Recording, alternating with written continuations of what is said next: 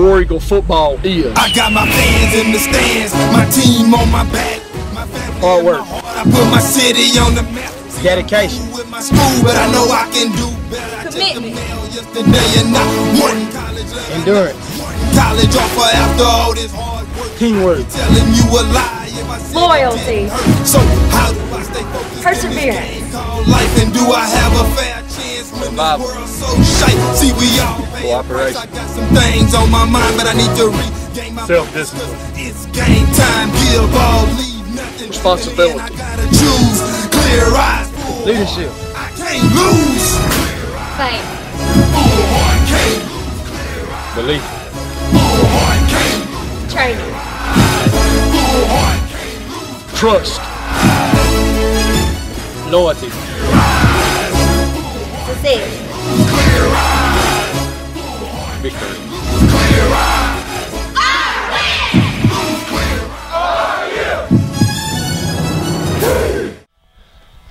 Hello, Wayne County High School War Eagle football fans, and welcome to Gulfport, Mississippi, as your War Eagles have made their way down south tonight on practically on the banks of the Gulf of Mexico. We got the wind coming in. Hopefully the rain will stay out to take on the Admirals of Gulfport High School in Joseph W. Milner Stadium at Lindy Callahan Field, Mr. Keene. Actually, it'd be the other way around. Lindy Callahan Field at Milner Stadium. But you know, who's counting? Gulfport comes in here. You know, they got the same record Wayne County's got, and both of them wanting to, improve their standings tonight, even though it's a non-district game. I was talking to, as Kenny was talking to the coach in the Coach's Corner this week, he talked about how important it was, to have a big road game before he got into the road travel for district play. Yeah, and that's a big key because next week for the district opener, longest road trip of the season, and conceivably, I mean, even if they make the playoffs, it could still be the longest road trip. Natchez is a ways out there, but really interesting game. You got rain. Hopefully there won't be a monsoon like the last time these two teams played, and just really could be interesting from the standpoint of who's going to be the signal caller tonight for the War Eagles. David Hodo with his shoulder last week. Reggie Stewart got injured this week in practice. Nobody's really had a lot of reps, so it may be up to the defense in the running game tonight. Well, the defense has certainly been playing lights out, Kenny, the last few weeks, and I did a little number, and Paul does all the stats, and I dig through those, and I noticed, and this is an approximation, but Wayne County's defense, you take away the points, they're giving up about 12 points a game to the opposing offense. That's pretty stout defense. That's not bad, especially when you scored 60 one week or 62 one week, and then you score another 50 the next week. And again, it's all going to come down to that. I mean, to play the teams from the coach, especially teams like Gulfport, you got to have a strong defense. Whether or not you can do a lot on offense, that's all fine and good if you can. But if not, you better be able to play defense, because if you can't play defense, you're fixing to get half a dime or nickel or whatever hung on you down here in a hurry. And this place has got a lot of history. As you come down here on the coast and you come to these schools like Gulfport and Biloxi and Pascagoula, I mean, they have a little mini museums around here, and they've got a lot of great football players that have come from down here over the years. So whenever you come down here, there's two things. You're going to be fighting tradition, you're going to be fighting talent. Paul, what are we going to be seeing out of the Admirals, you think, coming in here tonight when they get on the field? Well, they've got a quarterback that can throw the ball really well. He's got some talented receivers. Defensively, maybe kind of a bend, don't break. It's kind of hard to get a good gauge on that, not meaning to take anything away from Gulfport, but the teams that they have played are in down cycles right now, specifically like Moss Point and things of that nature, but a stingy defense that gets stingier in the red zone, and a pretty good little passing game. So it's going to come down to the War Eagles getting pressure on him and disrupting his rhythm. They do understand what it's like to be in a tight game because they played Pearl River Central and beat them in overtime earlier in the year. Kenny, I want to ask you this. Wayne County's played 3 games. They played at Oak Grove, artificial turf. They played at Wayne County twice, artificial turf. I don't think they've even been on natural turf this year. This is their first time tonight. Is there different cleats? Do they do anything different, or could it play any role? Not really. I mean, the biggest difference would be if the field were wet with a lot of rain. That would affect our footing some, but all from the standpoint of the mud. Other than that, the biggest factor that affects them is the color pants they wear. Actually, you can laugh about that, but when they play on grass, they're generally going to wear the blue pants because they don't want soak those white pants. But no, I prefer natural turf. I mean, I love it. That's what we played on. We didn't, artificial turf was something they had in the Astrodome that the Astros played on. And it was sort of like carpet with sandpaper on the top of it. But yeah, on top of concrete. But this, though, is the turf these days, it can be a lot more forgiving even sometimes than a natural surface. And the biggest issue with now that turf versus natural turf is a heat factor during hot weather. That turf gets a lot hotter than the natural turf does, but it shouldn't affect us any. There's some teams that will wear a longer cleat. Most of these shoes now have cleats that you can remove. A lot of the ones you order will have that, and you'll have a cleat that long versus a cleat about that long. And but I don't think they do any changes much here at Wayne County does, because most of the time the field we have it behaves more like a natural turf surface. So I think the biggest thing tonight is going to be whether or not we can get our motors cranked and hit that quarterback, because as Paul said, he's a good passer, and they like to throw the football. That they do more of that than they do running, up until tonight anyway. So tonight they'll line up in 2 tight ends and run a power I. But if we do that, if we can get pressure on that quarterback, and our DBs are turning out to be pretty good, we ought to be able to put a little kink in their plans. Well, guys, I appreciate it. This is the First State Bank pregame show, so we're going to take a break to hear from our friends at First State Bank and be back with the head coach of the War Eagles, Todd Mangum, after this break. Everybody thinks it's best to be the biggest, so they try to outdo all the rest. Don't let our size fool you. We're big on technology. With us, you get the best of both worlds. Small town, first name friendly personal service and the high-tech convenience of online services. First State Bank, member FDIC and an equal housing lender. We're big on you. We're just a small town community bank, but we're big on you.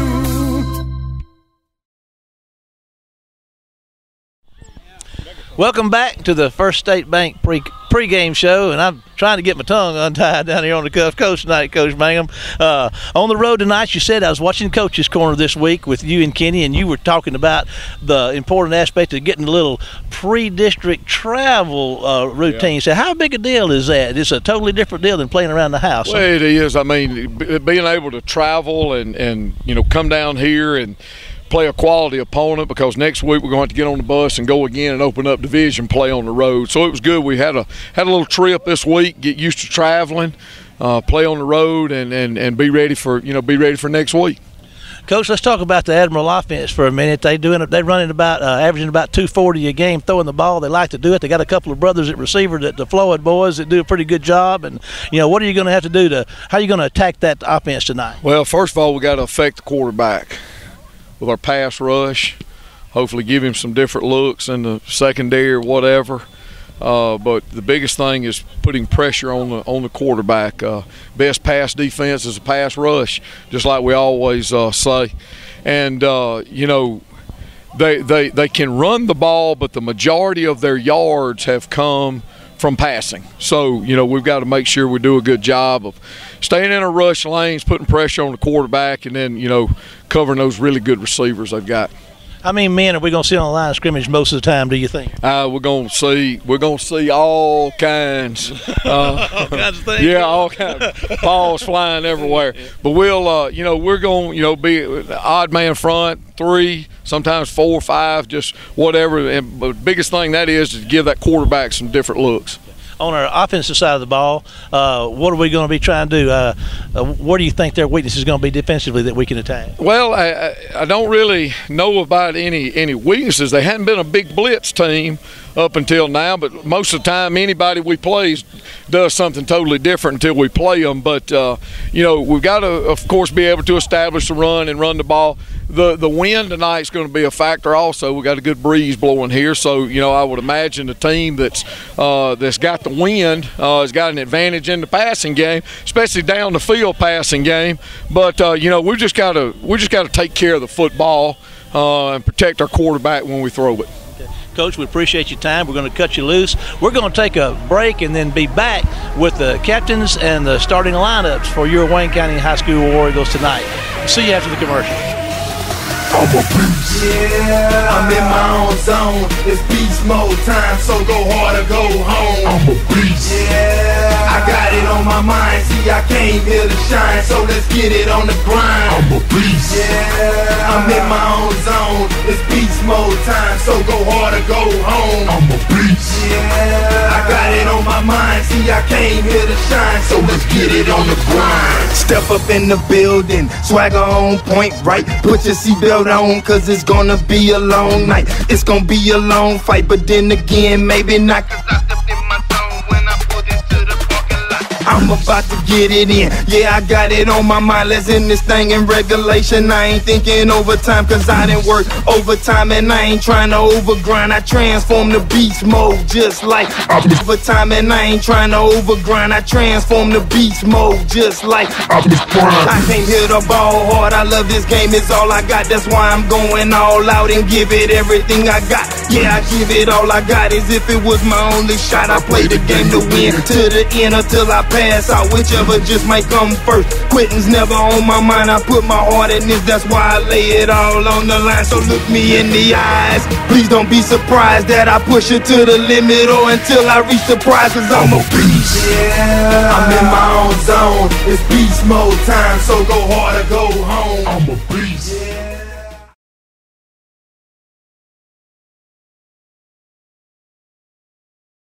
When you sit down at Pop's Seafood and Steakhouse, they bring out the homemade coleslaw, hush puppies, and the family recipe cheese sauce for dipping. Everybody already knows that Pop's has the best all-you-can-eat catfish. But have you tried the blackened or regular ribeye? Ooh, there's nothing like it. Come on Saturday, watch college football, eat lunch, or grab an appetizer. Oh yeah, and don't forget to book Pops for your private parties. Come join us at Pops. And bring your family too.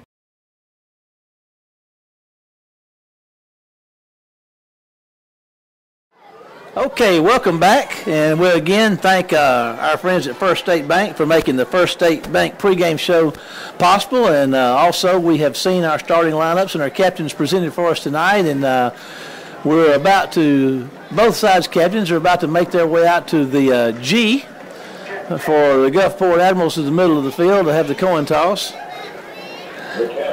Kenny, Wayne County, we can't really see them from our, the cameras, but you know, it's not a bad crowd. We can see the Gulfport crowd, and I think we've got that many or more over here on our side.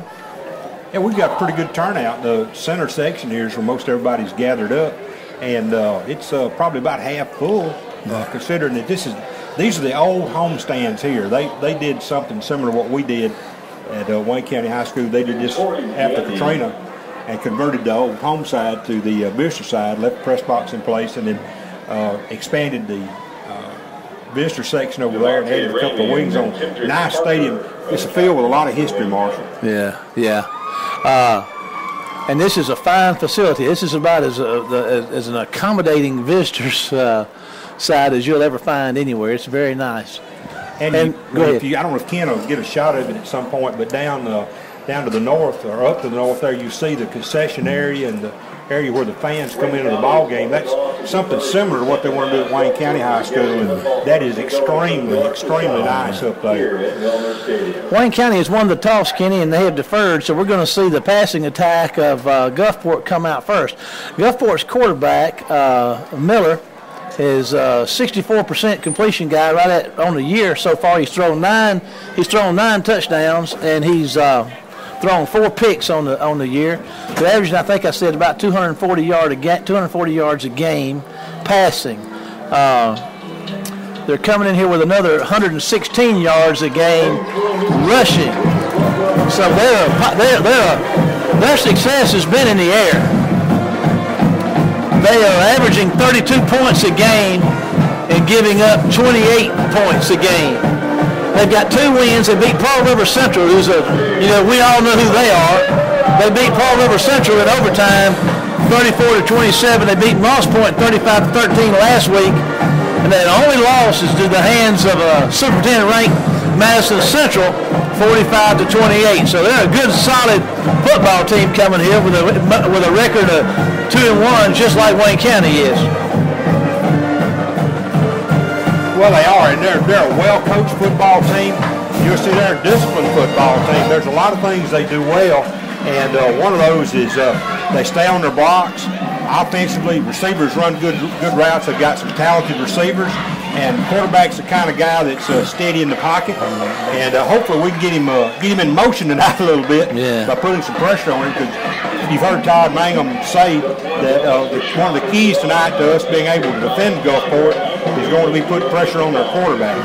And defensively, we're just going to have to block those guys up front because they've got some good guys that are awfully quick. Yeah, I feel like I would imagine we would be getting some pressure on that quarterback, but we'll just have to wait and see. McCary's supposed to kick it off. Defensively, well, let's talk about Wayne County first. Wayne County's given up 245 yards a game coming in. They've given up 245 yards a game to the opponents coming in. So we'll get you some individual stats here in just a few minutes. Let's watch this kickoff and see what happens. He's going to kick it away, and it's going to come down and go out of bounds down about the 10, and that'll be a penalty. And where will that set it in play, Kenny? Should bring the ball out to 35, so they're going to have really good field position to start the ball game. Jamal Poe is leading tackler coming in with 21 tackles, 7 tackles a game. Keyshawn Cooley's got 5 a game. Tyler Hopkins got 14 on the year, and Tyree Evers got 14 on the year. Benito Jones 14, Ron Lawley 13. So that's our leading tacklers, and we'll see what we got out there up front. And we're going to start with Jones and White. Jones is 95. Ollie is number 90, and of course Jaquan White is number 50. That's our defensive front right there. Lofton, 36, 43, Hayden Shelby, and we've got Jamal Poe at linebacker, and Ventorius Candy, number 1 over there. We'll get the rest of it. We got our defensive backs for you in a minute. 2 out both ways for them, single back set, and Wayne County's coming off the ball. Got the jump. They're laying their ears back early, Kenny. They want to get to that quarterback. Well, it's not good. They've gone to 35. You're going to give them 5 yards to the 40, make it 1st and 5. Pennell 23 and Parker 27 are your corners, and our safeties are number 11, Quentin Hogan. They moved him over from linebacker, and then Keyshawn Cooley is the other safety. So that's our starting lineup as far as defensively. And there's going to be a handoff around that, and Lofton's going to get after him and going to turn the corner, and Pennell's going to come up, I believe that was, and put a hat on him. He's going to pick up a yard or so. Maybe it looks like maybe a yard. That was number 4, Mario Clark. 2nd and 4 after the 5-yard penalty and the 1-yard gain. Wayne County's bands letting themselves be heard. He back to throw, Kenny. There's a nice pass out in the flat. Gandy's going to try to get after him. He can't, and down the sideline he goes. I tell you what, put a head down and put a big hit on Parker, but Parker did get him down. Well, he picked up a good gain at some 15 yards or so. He got over into, well, not that far, okay. He stepped out of bounds. It's on the Wayne County 48. 44 Denzel Bonner checks in for Wayne County.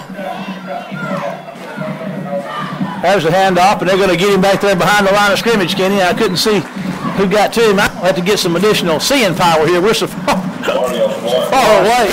I saw Jamal Poe get up off that pile, and then later Jones and Ollie. That's in essence no gain, 2nd and 10. That quarterback's a big old boy. He's a tall guy. Ooh, he's back to throw. Quick start over here. And there's a pass out here. It's come across the middle and going to be caught. And Keyshawn Cooley on the stop. Procedure got motion down here on the wideouts. The Gulfport's moving that ball right down the field here through the air. And we got to put. That's coming back, Kenny. I see you're okay. There's so much down here. There's so much outside noise, which is good. I was having a little trouble reading you, but I got you. 7-yard line. Brings up a 2nd down and 15. You know, they got the 2 brothers, the Floyd brothers, that have most of the catches coming here for the year for them. Good, speedy, wide-out brotherhood down here at Gulfport. Now they got these receivers moved out, and this guy moved early again, but they're not going to call it. And they're going to get a stop of about get it inside the chains anyway.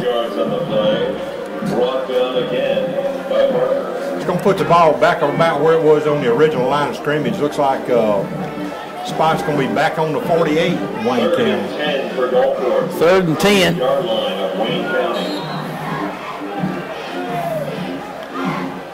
He's looking to throw once again. Going to fire one across the middle to Floyd. He's going to be the big hit, and he makes the catch, Kenny. Well, I tell you what, a good throw and catch. That's his second catch on the night so far, and he was covered well, but they're doing what they do so far. It's going to be good for 20 yards. Boxer puts it on the 28.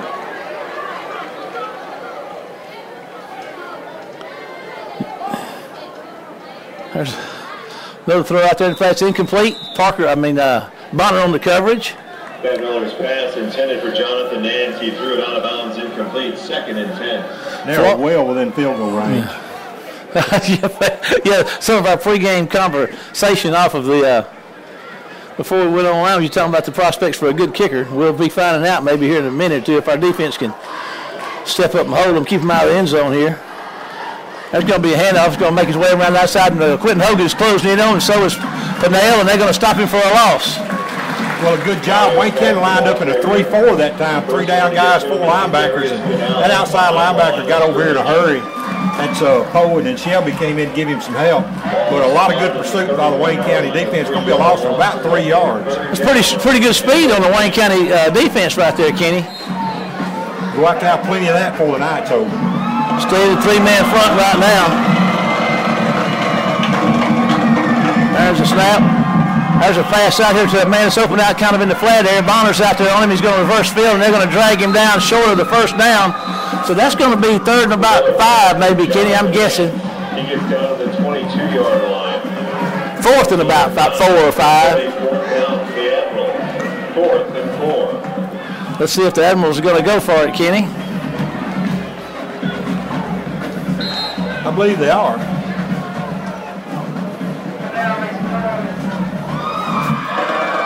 Got to back out of the backfield. He got him on his horse, and they got some pressure on him. Wyatt's coming. He goes throw it across the middle and make the catch. You get a first down. Well, we had a little pocket that formed in there, and I'll tell you what, Miller did a good job to look back, find his receiver back there in that spot. We have yet to get a hand on that quarterback. Jones checks out, and Tyree Evans, number 99, the sophomore, checks in. So there's a pair of sophomores that got playing on the nose. Miller's back to throw again. He's looking out to the left of a man that makes the break wide open, but couldn't quite get it to him. That's Jonathan Nance he's trying to get to. He's a junior.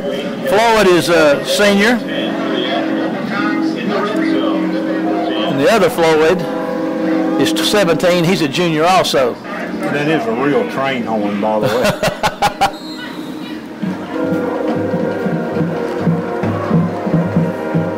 Miller back to throw. There's a little pressure by Evans, but he gets it away, and there's Hogan out to Denzel Bonner out there trying to get a handle on him, and they do get him stopped. He picks up a little bit of yardage, I think. No, he didn't. I thought maybe he got a yard or so. That's good coverage. This kid sees the field real good, Kenny. He hit that guy across the middle a while ago. He's got good vision. Back to throw.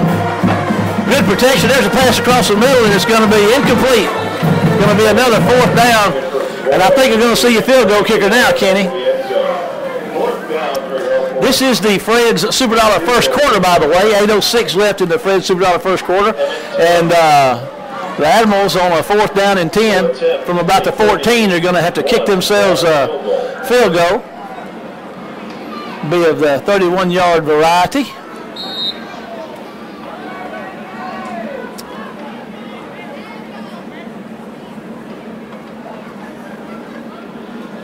Good snap. Kick is up. There's pressure. Blocked it, Kenny. Was that? And they're running with it. Yes, they can. I don't see who blocked it. That was something I didn't even think to mention, but they've been looking at that on film. We watched a lot of it Sunday. They're not close sealing it inside on their extra points and field goal attempts. They probably will now. I believe Trayvon Lofton got the block, and Benito Jones picked it up and was running with it, Kenny. Wayne County's checking out there offensively. And we'll get you 57 is out there on the offensive line. Alex McGill. We'll get you the rest of the guys. Hodo's at quarterback. DJ is in the backfield with him. Phylon and Ramey and Cortland Sims and DeJarvis Chambers. We've got trips left here for Hodo. They got some confusion on the defensive line up. There's a bad high snap. Going to throw it to Phylon. He's got a little room. Kenny makes one miss. He's going to run hard out for a nice gain on first down. Boy, he does a good job of just working his way upfield. 58 is in there for Wayne County. Up about 7 or 8 yards. Up front, Dexter Daniels, 54, Zachary Henderson, Nathaniel Smith, 72. We'll get you the rest of them. Hodo's looking to throw again. There's going to throw one out there to Ramey. He's going to hit him, and he can't make the catch. DeArthur Lang, 55, is in there. 51, Soshan.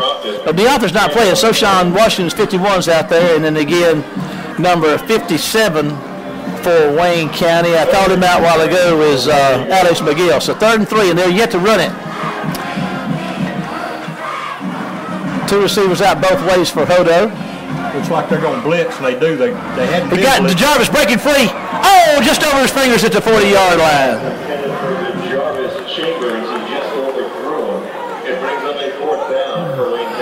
He had him breaking free, Kenny, and just barely overthrew him.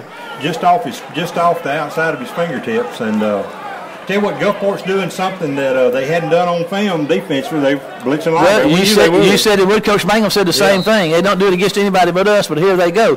Now, number 84, Derek Roney's on to kick, punt away for Wayne County, and we got a flag on the play. Wow, the illegal substitution, I think. That's against Simpson. We're going to get a first down out of that, Kenny. I don't know. What do they have, 12 men on the field? I don't know, but we got it. I tell you what, the last 2 weeks we started with some breaks. Illegal substitution. That'll be 5 yards. Against Gulfport. From walk-off will give Wayne County a first down. You know, we caught a couple of breaks early in the last 2 games and caught a break right there. So the War Eagle possession continues in the Fred's Super Dollar first quarter here. Well, take a first down any way you can get it. Yes, sir. 2 receivers both ways for Hodo. Still looking through. Hadn't passed. Well, I'll tell you, that was tipped by 2 different Gulfport defenders and then picked off by the 3rd one. 3 Gulfport defenders touched that football on that play. I'll tell you what, that's a good break for Gulfport. Now they get the ball back on their own 48, almost the 49-yard line. We'll say the 49. Wayne County has come out gunning. They haven't run the ball yet. I'll tell you what, Gulfport's getting a lot of pressure from the inside, too. We're not doing a good job of sealing that inside.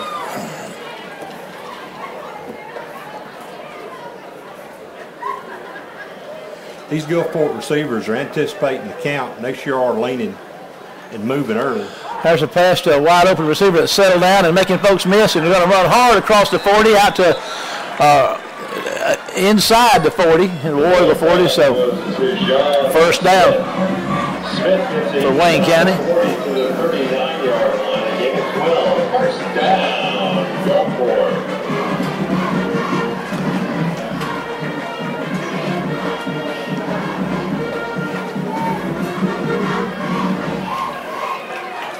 There's another pass out there and another completion, and then Denzel Bonner on the stop for a short gain. By Jamal Poe. No gain on the play. 2nd and 10. Admirals. Boy, there's some slinging going on out, some gunslinging going on out there tonight. Man, I know. I tell you what, this Gulfport passing attack is something. They throw a lot of short routes. Looking for it again. Got time. Throws one out here in the flat. Number 4's got it with room. Inside the 30, and he's going to get down there close to the 20. Quentin Hogan getting up off the bottom of that pile. Another first down for the Admirals. I'll put the ball on the 23. 16-yard gain for Miller and Clark. Bivens and Smith and are in up front with, I believe that's White, Jaquan White still in, 3-man front. There's a nice shot down here for a completion for about a 5-yard gain.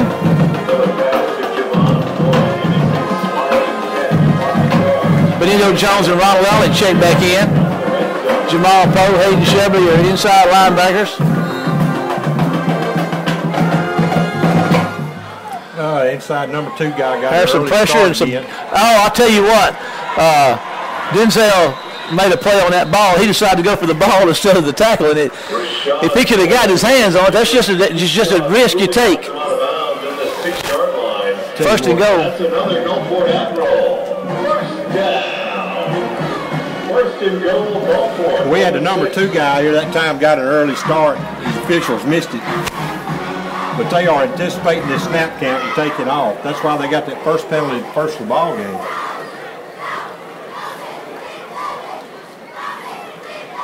There's a quick fade pass down here to Floyd in the end zone, and there's a touchdown for the Admirals. Pennell was in coverage, but that was just a nice little pass out there to the corner of the end zone, and Floyd makes the catch for a touchdown. So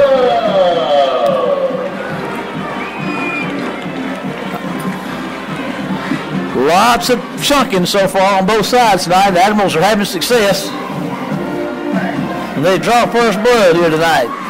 Now on for the PAT. They've had 2 scoring opportunities, had a blocked field goal, but Wayne County turned the ball over an interception, and Gulfport took advantage of it, and here they go, and that's a nice kick, Kenny. That's what you were kind of looking for, and it's good. So 5:34 to go in the Fred Super Value first quarter. We're going to take a break and be back after this word.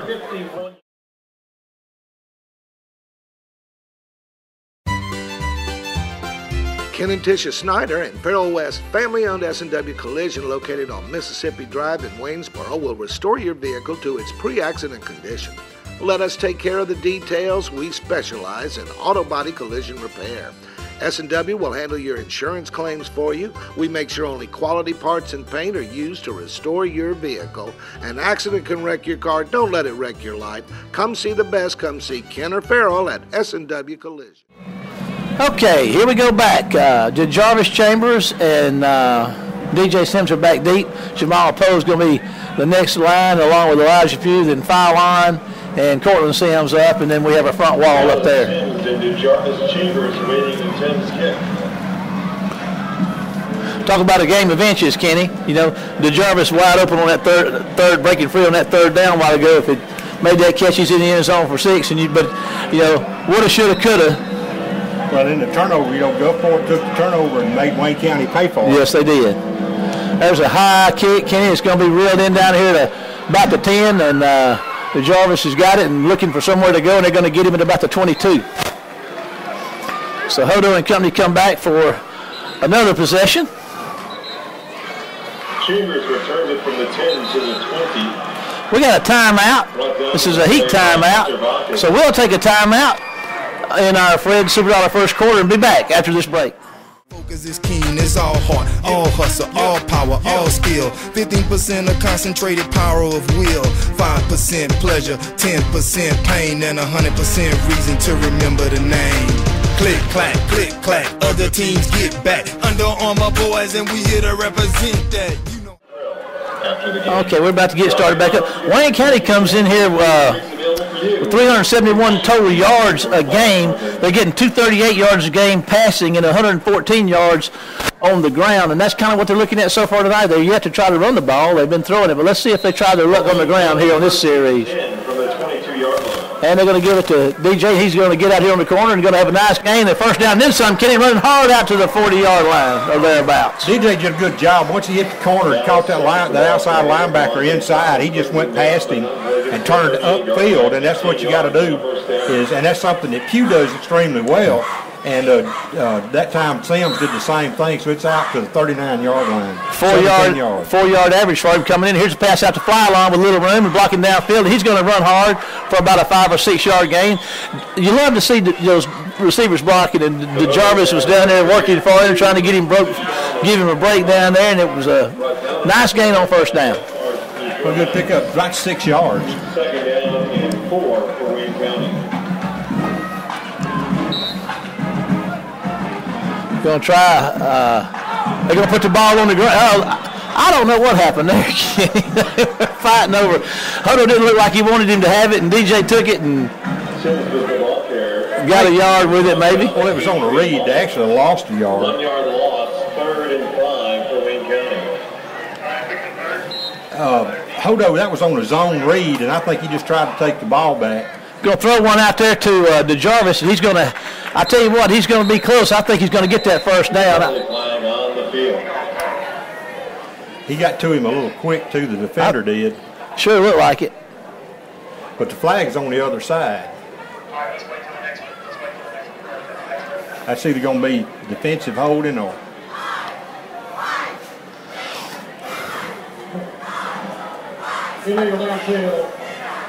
Legal man downfield. It's going to cost him a first down. Hodo's 70% passing on the year. The Jarvis has got 15 catches, averaging 16 yards. Fyline's got 15 catches, averaging 8 yards a carry.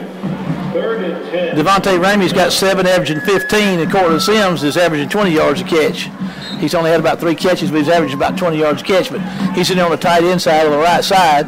2 left, 1 right for Hodo on 3rd and 10, 4:14 to go in the Fred Superdollar first quarter. Hodo's back to throw. Got a little time. Launches one down here. Intercepted at midfield, and they're gonna. He's breaking tackles and still running, Kenny, and they're gonna get him down just inside War Eagle territory. So Hodo's been picked off twice here in the first quarter. Good defense. And a penalty flag. Yeah, I'm not sure what that's all about. And Gulfport has it in Wayne County territory, pending the penalty. And that's going to be a personal foul against Wayne County, I think. That's going to move them on down inside the 35. Going to give Gulfport the ball on the 32. Second interception of the night for the Admirals.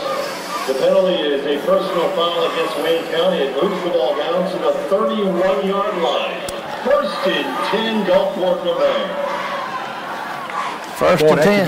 That could be a backbreaker here. And Wayne County's going to be offsides and give them 5. Trying to get after that quarterback. They haven't been able to touch him yet. It's going to be Wayne County offside.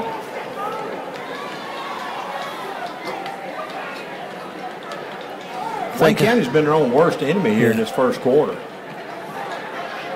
We have not played disciplined football, especially on that defensive front. And that's something even in warm-ups they do is practice going on movement of the ball, not counting the movement of the ball.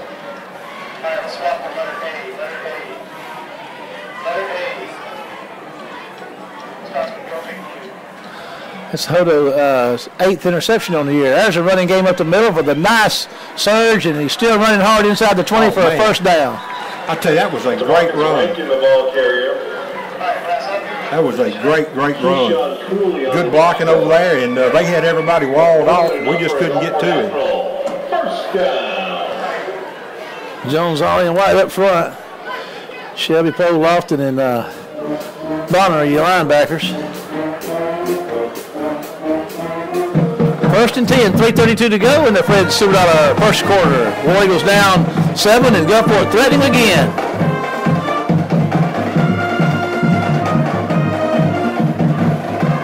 There's a pass downfield and it's overthrown. And Kenny, I'm like you. I believe those receivers are starting early every time. They are, and there should have been a flag over there. There is a flag over the red zone from the 18.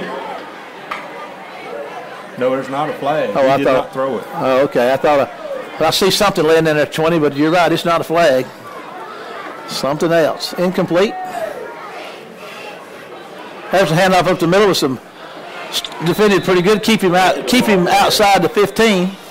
That's going to be the Marcus. Now we may get the call over here this time. Play by Denzel Bonner. Penalty flag on the play.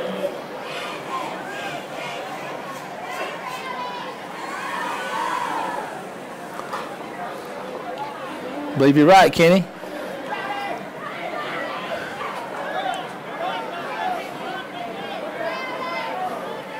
Illegal procedure is the call against Gulfport. Should move the ball back to the 23-yard line, and we'll replay second down. Wayne County's got their hands full so far tonight, Kenny. Oh, they do. I think he's going to maybe go ask them if they want to take it or decline it, because I don't think there was any gain on the running play.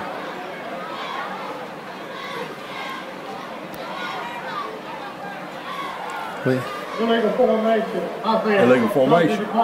You're right. Taking it down instead of yardage, Kenny. So it's 3rd and 10. Down at 9 for Gulfport from the 17. Got trips left for Miller.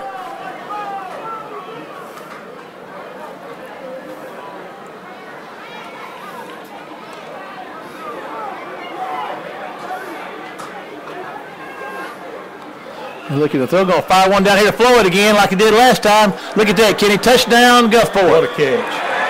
I mean, you just, that's the same time, and Pennell on coverage, but, you know, he squeezes him away from that, he pushes that defender in toward the middle of the field, and he throws it to the outside, and he just breaks out there on it. And nice throw, nice catch. Hard to defend that, Kenny. It is. That's one of the hardest throws in football to cover is that fade route. And the defender's got to be on top of him. When he sees that guy's eyes start to get big, he's either got to turn around or get his hands up. So Gulfport has scored 2 touchdowns off of 2 interceptions. So the turnovers have cost Wayne County dearly. Wayne County's been living off of the turnovers for the last couple of weeks, and you know, this is kind of reminiscent of week 1 when we played Oak Grove and we turned the ball over and put ourselves in a big hole. And let's see if we can get this ship righted and get some offense going here on this next possession. Got a penalty against Gulfport. Moved it back, but it's not going to make much difference.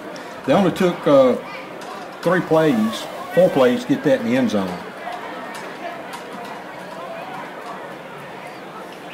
Snap is up and kick is up, and it looks like it is good. So with 3:01 to go in the Fred Silverado first quarter, 2 turnovers, 2 Gulfport touchdowns. Miller to Floyd. We'll take a break and be back. After the J.J. Smith interception.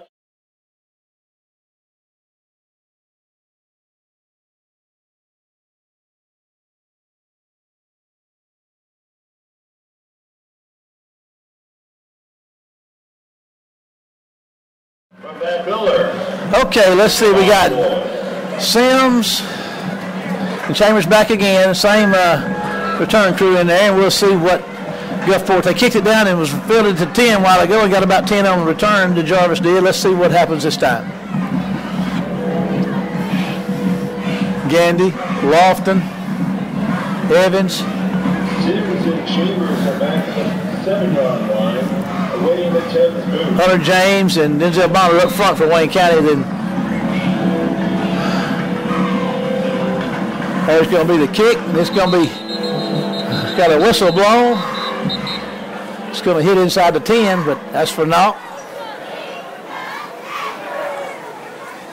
Gulfport had 2 guys across the 40 before the ball was ever kicked. They're getting an early start on everything. I tell you what.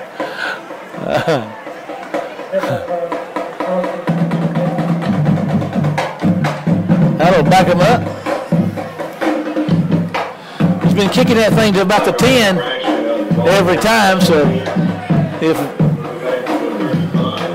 things stay the same, they ought to fill it at about the 15. We'll see. The problem with kicks like this is you got guys that can run a lot faster than your kicker can. Yeah, that's always been a problem. And I mean, not just for Gulfport, but for everybody. Kickers are always slow. They're never fast guys. He's kicking that thing into the wind, too. It's going to be fielded at about the 12. DJ's got it, looking for somewhere to go. He cuts toward the middle and going to make folks miss. Kenny, oh, when he loses his footage, I don't know. His footing. That was a nice return, Kenny. The seat of his pants never touched the ground. He got his hand down and popped back up. Wayne County starts 1st and 10. Hodo's back in at quarterback. DJ's in the backfield with him. And we'll see if we can get a little offense mustered up here. 2:50 to go in the Fred Silverado first quarter. Wayne County down 14-0. There's DJ's going to get dropped for a big loss. We We did not get a block on the right defensive tackle. He got through so quick. But we talked about how quick their front four guys were. Second down, 17 for Wayne County. They're not as big as some of the guys we've seen. Of course, there's one of them up there is pretty big, but they are quick. Hodo's got to throw it. Going to fire one out here coming across foul line, and they're going to reel him in at the 30 for a short gain. And the guy that made the tackle came from the inside back here that made the tackle. That's a pretty good foot speed. Going to bring up third and about 13. By Caleb Fredericks.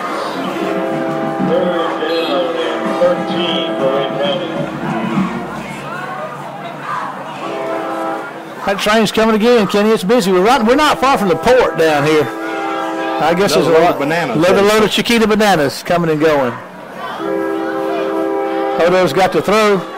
Going to run him out of the pocket. And he's going to put it down and go, and he's going to get close to a first down on the ground. Kenny, nice run by Hodo. Well, a good job. He just saw a lot of green in front of him and took off, and that's the sort of thing you're going to have to do to loosen this Gulfport defense up.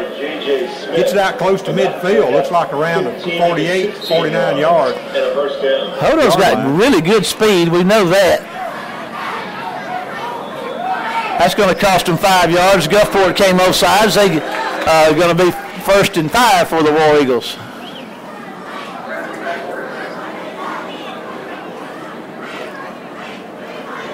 I'd like to have some conversation down there between one of the Gulfport players and one of the Wayne County players. Neutral zone infraction against the Admirals. 1:24 to go in Wayne County. I believe this is their first sachet into Admiral territory of the night, Kenny. It is. Gulfport territory. There's DJ. Oh, Hodo's going to keep it. He's got some room, and there he goes running hard. Puts his shoulder down inside the 30, so making it work on the ground. Well, if you're going to cover everybody else, that means that the quarterback's only got one guy that can handle him somewhere. So a good job by David Hodo to get the ball up the field, get out around the 29-yard line. 1st and 10, Wayne County from the 29. Sure would be good to get some points here. Going to hand it to DJ that time, and boy, I tell you what, they're going to rack him up for a loss. They're going to have none of that. Somebody's headgear's off. DeMarcus Fauntleroy brings down Sims in the backfield. Dropped at the 31-yard line. It's a 2-yard loss. It's going to bring up 2nd and about 12. Inside 40 seconds and counting in the Fred Superdollar first quarter. Trips right for Hodo. He's looking to throw, going to try to get one out into the Jarvis Chambers. He makes the catch and going to run hard and going to be short of the first down, but it's going to stop the clock. The pass was to Chambers. I say it's going to stop the clock. It's still running. Let's stop it at 22 seconds. 20-yard line. 3rd down and about 3 or 4. Gulfport's going to take a timeout. We'll take a timeout. 9-yard gain from Hodo. We'll take a timeout and see what's going in War Eagle football land and be back after this break.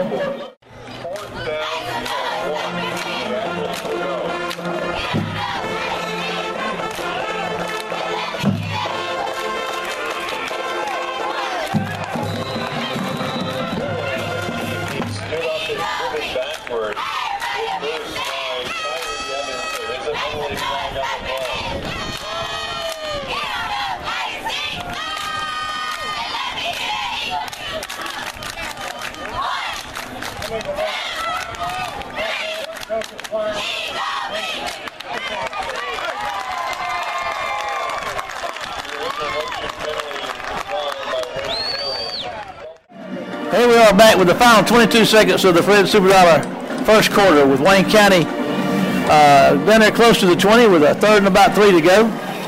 Trailing 14-0. Would sure like to get some points on the board. Going to hand it to Sims up the middle with a big hole, and he runs hard, breaking tackles. Kenny is going to be down to about the 10, so the first down for Wayne County. Well, Gulfport's with the 2 linebacker set. They've got the other linebacker outside in coverage, sort of like a nickelback, and there's a lot of green there. Good call by Wayne County to run that inside trap. That's some hard running too, Kenny.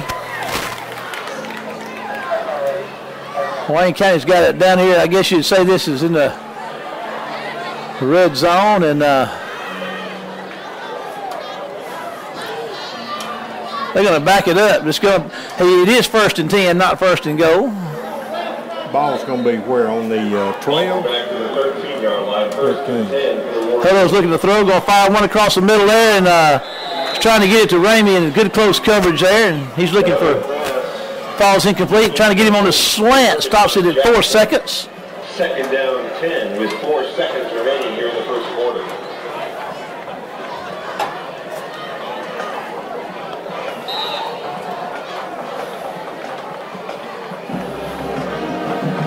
Huddle's looking to throw, probably going to sack him back at about the 20. And that's going to bring the Fred's Super Dollar first quarter to a close on a sack.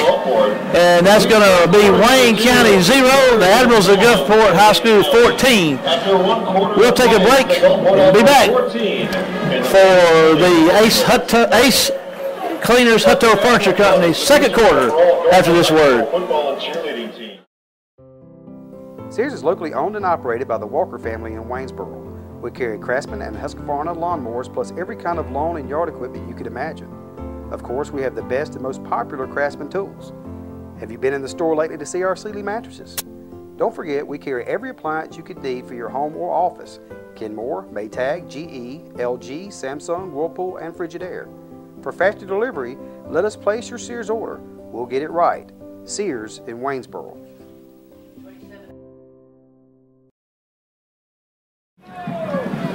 Okay, here we go with the Hutto Furniture Company Ace Cleaners second quarter. Wayne County looking at a 3rd and plenty. They got to get down inside the 5 for a first down. Ramey's left, foul line, Sims and Chambers are right. I believe that may be Pugh in the backfield now. That's going to be the draw play to Pugh, and he's going to break a tackle and get inside the 20. They're going to bring up 4th and in excess of 10 yards. Boy, a good play by one of the inside guys for Gulfport. It brings up 4th down and 15. 4th and 15. Going to be on the 19. Wayne County's going to go for it down here.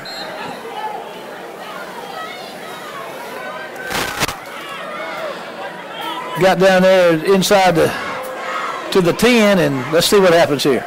Hodo's back to throw. Going to fire one across the middle down there. Makes the catch down there, and it's going to be first down and goal to go, Kenny. Boy, that was a great throw by Hodo. I tell you, great call by the coaching staff. Great throw and catch right there. And, it was good coverage. That was just a well-thrown ball, and, of course, Chambers makes a great catch. Oh, absolutely. That was big, Kenny. Oh, that was huge, man. Elijah Pugh gets the ball. He's going to put his head down and get crashed down to about the 1. DJ's checking in.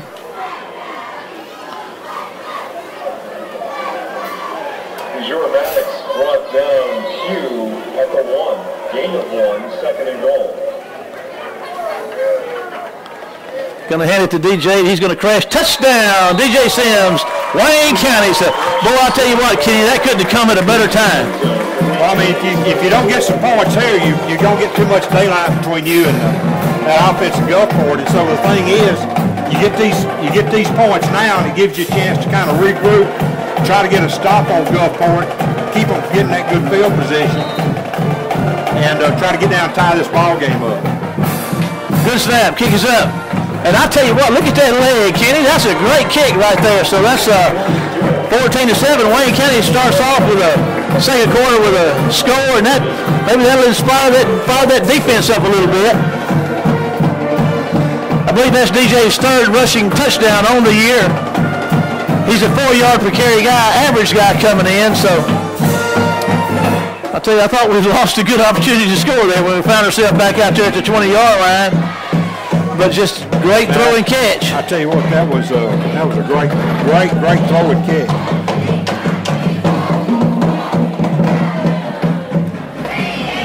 "13 plays, and we went 65 yards.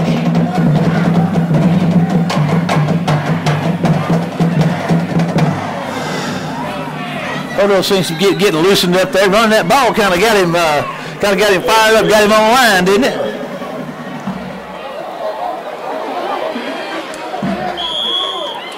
tell you what, Gulfport has not had a starting spot inside their 35. And we've got Paul Keene from the sidelines. What you got for us, Paul? Drive, 65 yards, 13 plays, 4 minutes, 2 seconds off the clock. Tell you, it looked like David started running that ball, loosened himself up a little bit, didn't it? He did a great job running the ball on that series. Thank you, Paul. We appreciate it. Keep it coming. That's Paul Keene, the editor, publisher, Wayne County, Mr. Wayne County News, does so much for Wayne County High School War Eagle football and all activities in and around our community. 1st and 10 at the 35. Kenny, you made an observation there. They've had great starting field position all night. Oh, they have, and the turnover they made Wayne County pay for on the interception. I'm not sure what they're talking about here. The ball should go on the 35. We got a 4-man front out there with Tyree Evans on the end, 99, Jaquan White, and Ron Wiley on the end, and Jaquan White and Benito Jones in the middle.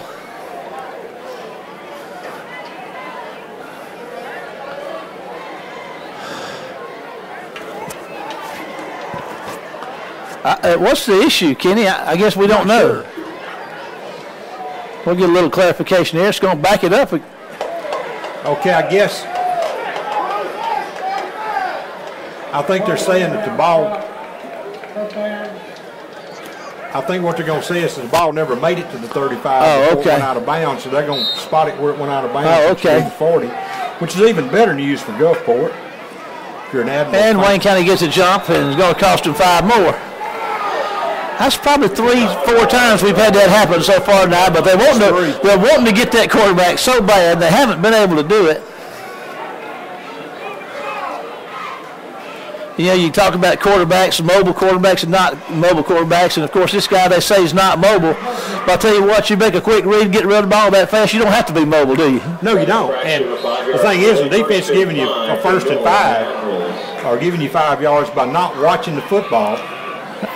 There's a bullet across the middle of the catch inside the 40 down there, and that's going to be number 1, Floyd. He's the 2-touchdown guy on the night, and the Admirals take up where they left off, slinging that thing. And the thing is, it has the effect it has on the Wayne County defensive front. As you watch them now, they're hesitating. Yes. They don't need to hesitate. They just need to watch the football.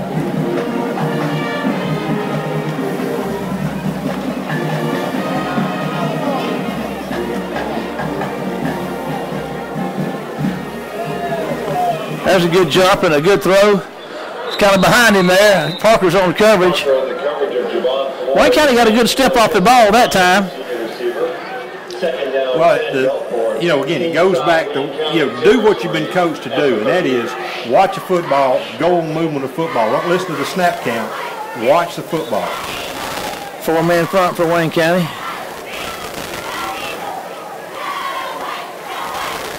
Now White and had the ball Evans spotted a little too far ahead. On the outside, the alley. There's a pitch outside with some room. And Shelby's going to get out there on him along with Jaquan White. Chasing him downfield. It's going to bring up 3rd down about 5. Pick up on the play of 5 yards. It brings up a 3rd and 5. Now here's, Gulfport's going to be in 2-down territory. I mean, they're not going to punt football here. They're going to go for it. So you've got to have 2 big defensive plays here.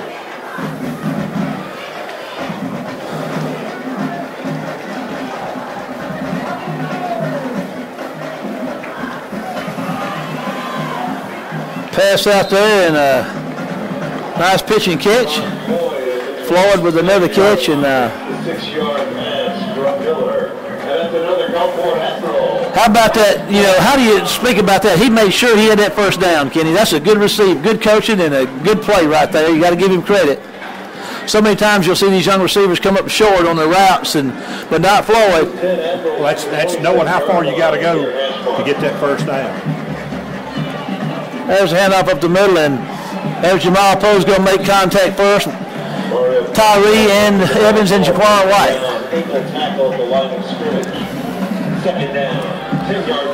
9:12 to go when the Ace Cleaners up their furniture company. Wayne County can get some pressure on the quarterback. They can get back in this ball game.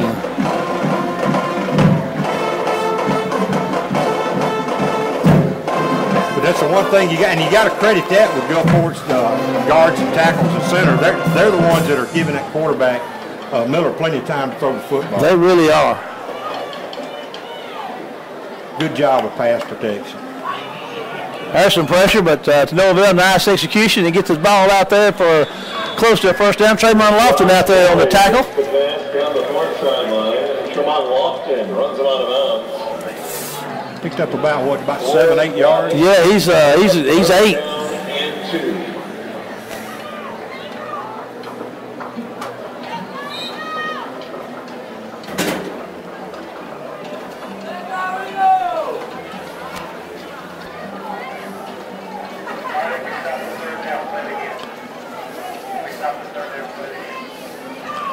There's the handoff up the middle. I'll tell you what, Hayden Shelby got a hand on him, but tripped him up and then got help behind. Ronald Alley brings him down just inside the 20-yard line.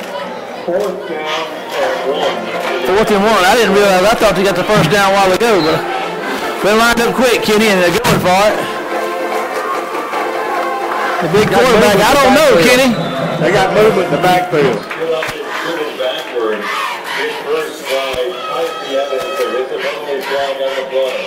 So you're saying we have a little motion, backfield in motion there, and backfield in motion. Of course. So we had to stop and decline the penalty, right? That's right. What a big defensive play. So, Kenny, we got some offensive points, and the defense stops Gulfport. So that's things are kind of, the old ship may be turning directions here a little bit. Old Mo may be coming on board. We need him. Come on, Mo. Let's go. He needs to have his ticket out. Let's go. Gordon Sims, the tight end over here on the right side by Washington.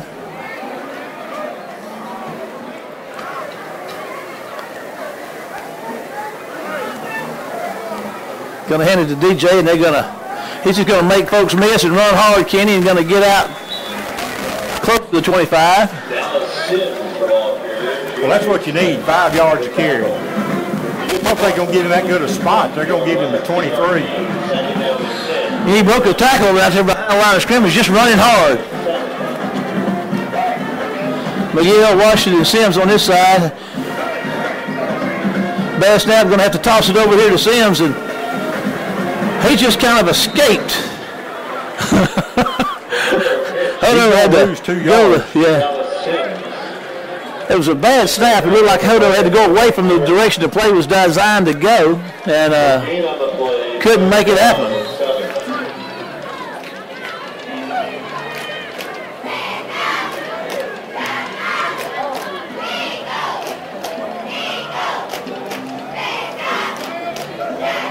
Hodo's looking to throw.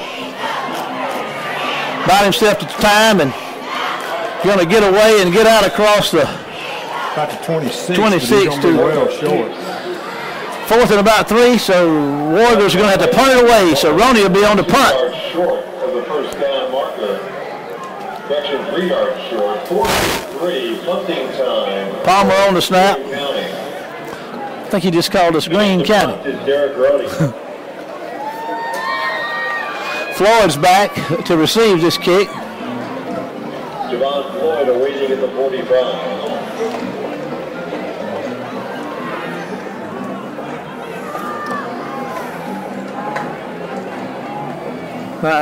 Roney's going to get it and going to kick it high, but it's not going to go very far. And it's going to take a Gulfport bounce. And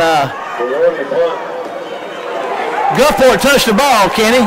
And Wayne County got it. You talk about. They're right at the elevator shaft. Who are they going to give that ball to, Kenny?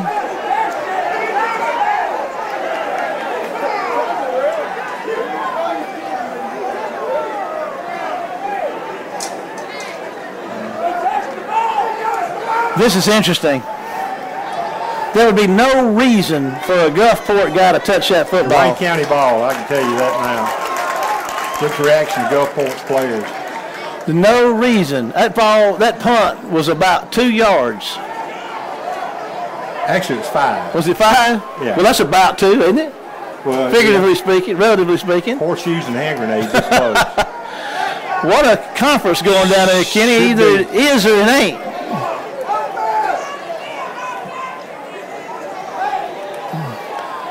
I mean, you talking about a break. If Wayne County gets this ball, it's a huge break. I mean, yeah, I'm like you now. Either he touched it or he didn't. That shouldn't take a lot of discussion. He's coming over here to explain something to Coach Mangan, but I don't know what he'd be explaining.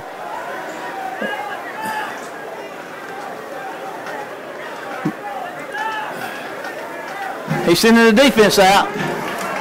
So Gulfport dodged the bullet right there, but it sure, Wayne County shot him. Gulfport may have dodged the bullet, Wayne County trying to shoot himself in the foot.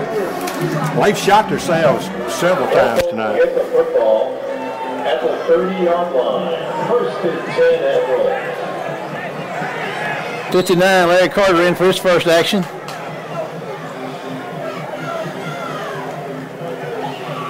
There's some pressure. They got a hat on him. And that's what the pressure will do. Finally got to him. Rushed him a little bit. Got a discussion over here. Must have a flag. Tyree the Evans. number 2 guy for Gulfport was moving, and they should decline it. Tyree Evans on the pressure. Illegal procedure. Blue, going to the line. Second down.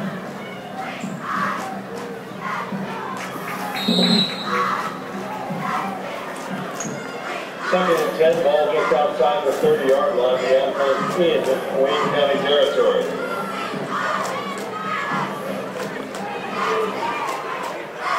There's some pressure again, Kenny.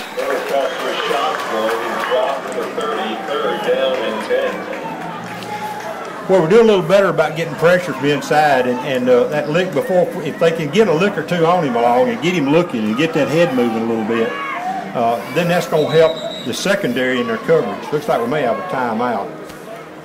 We do have a timeout, so we're going to take a timeout in the second quarter, being brought to you by Hutto Furniture Company and Ace Cleaners, and we'll be back after this break. Hi, I'm Robert Lapath, and here at Newsome's, it's my job to make your house a home. Our cabinets are affordable, yet extremely custom. If you're interested in a hand-built, top-of-the-line cabinet or more affordable quality pre-built, we've got it. Thinking about new floors? We have the best selection of quality floors, plus we offer custom design at no charge. We offer hardwood, ceramic, brick, carpet, custom showers, granite countertops, and much more. When we do it, it's done right. Newsome's Affordable Cabinets and Flooring, making your house a home. Okay, resuming play. Ball's out here across the 30-yard line, 3rd and 10 for the Admirals, and let's hope that Wayne County can keep a little pressure on Mr. Miller, quarterback for the Admirals.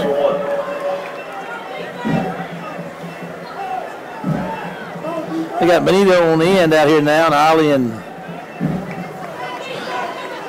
White in the middle. Evans on the end. There's a nice. I see it. Touched and blocked at the line of scrimmage. I couldn't tell if it was Benito or who it was. Somebody got a hand up. Benito was coming off the end, so it may have been him. Brings up 4th and 10. Ollie got a hand up. They said.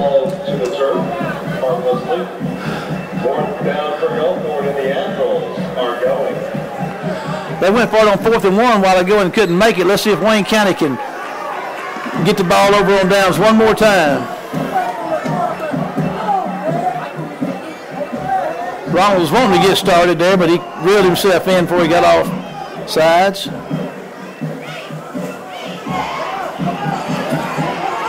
Floyd sets his feet and throws downfield, got coverage. What a catch. What do you say? Floyd's got his 3rd touchdown on the night. I don't have to ask. I think that was number 1, was it not? That was number 1. That's his 3rd touchdown catch of the night. Javon Floyd. 4th and 10 and touchdown, Gulfport. I mean, they had coverage down there, but he just, what do you say? They're making the plays when they have to, Kenny. Absolutely. Absolutely. And their touchdowns have come on the heels of 2 turnovers for Wayne County, and then on a punt that was about a 5-yard punt, and there's a good extra point. So the spread goes back to 14 with 5:35 to go in the Hupto Furniture Company Ace Cleaner second quarter. We'll stay with action here and see if Wayne County can answer and get some points and make this thing a 7-point game again. In the end zone. This one from 31 yards. Oh, our coverage was good, but I mean, we just didn't have anybody tall enough. That's a good combination right there, Floyd and Miller. It's worked for 21 points. So now, what Wayne County has to do now is they've got to take this next 5 minutes and 35 seconds and get a touchdown. Because you're going to get the ball back, start the second half, you're going to need to score them too. Yeah. The Stars have got to start lining up, don't they, Kenny? Yes, they do. They're all out of sync right now for Wayne County.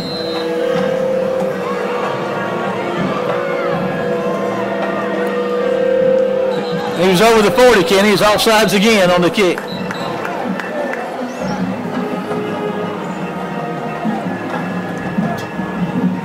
That's amazing to me. That's like the motion they have with the receivers moving before the snap. That's just lack of concentration. Of course, you're up 2 touchdowns, so I don't guess it really matters where you kick from. But, you know, as a coach, that kind of stuff can just make you crazy. And, you know, the only cure for it is to get that player's attention. And usually the way you get that is have him run these bleachers for about an hour. Well, I'll tell you what, I've walked up 3 times tonight and it's got my attention, I guarantee you.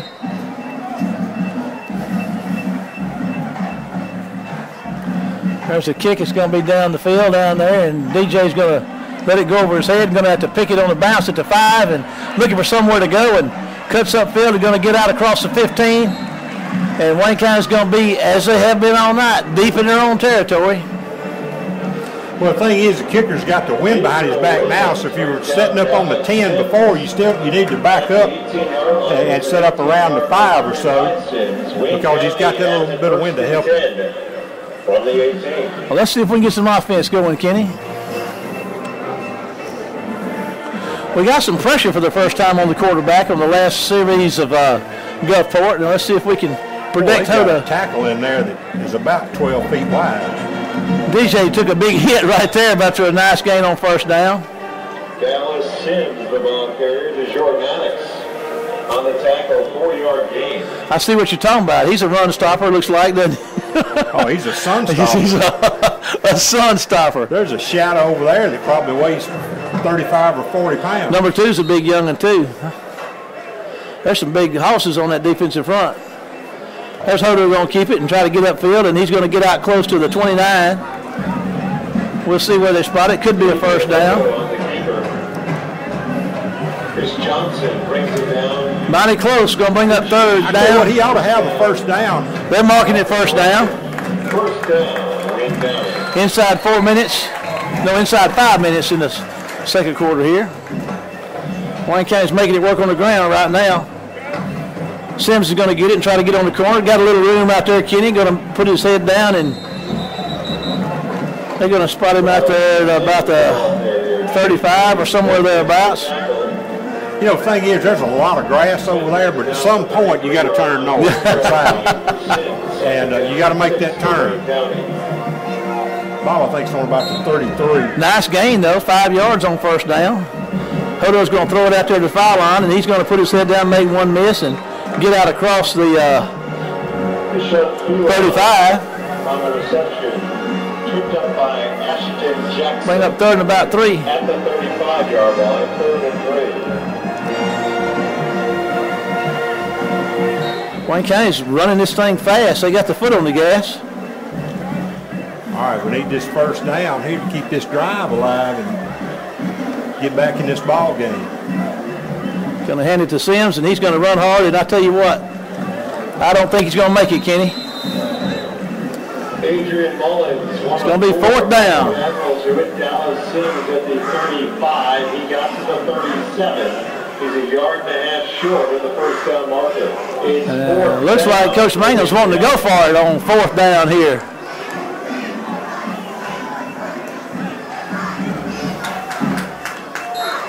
It's a big deal right here, Kenny. It is.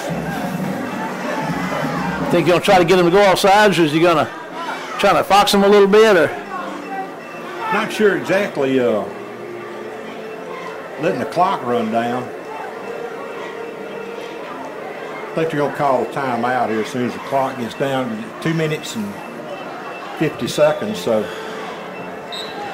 And we're going to take a timeout. So 25-second clock and 2:50 remaining here in the second.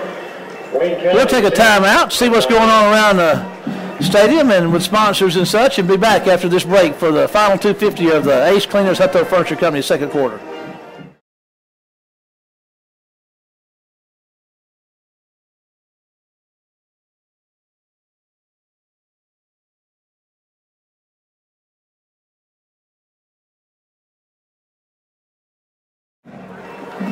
All right, we're going back, and we got a new punter in the game right now. David Hodo is going to punt this thing away, and you know he punted last year some. Hodo is in punt formation. And Javon Floyd goes back to the 35.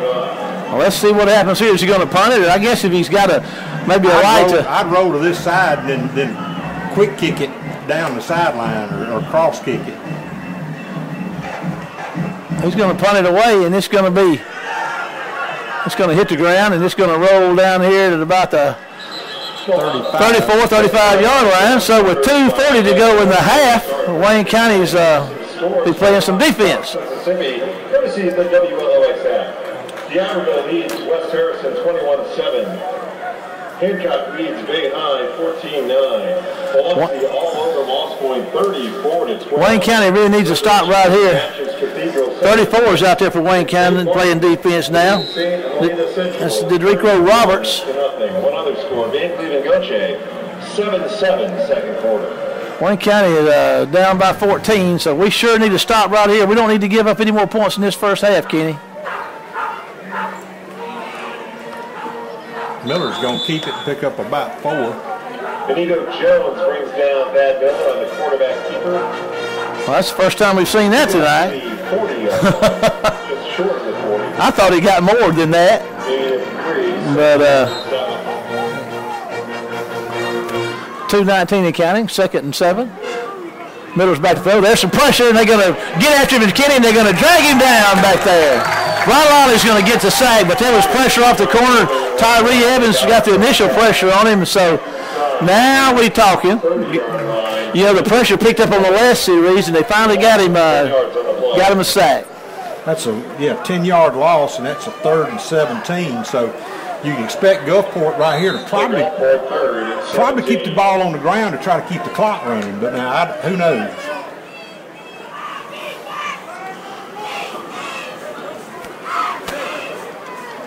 They're going to use as much time as they can. Nope, they're going to try to throw it. And a push off by the receiver. They sure did look like it, but I'll tell you what, he was trying to get Floyd streaking down that sideline. I'll tell you what, Floyd's a player. He is. He is a player. Now, sure would be nice This is the first time Gulfport's punted tonight. Yeah, it'd be nice to see him snap it over his head. But I'd settle for that or a good block. Standing to 35, waiting for Thames to punt it.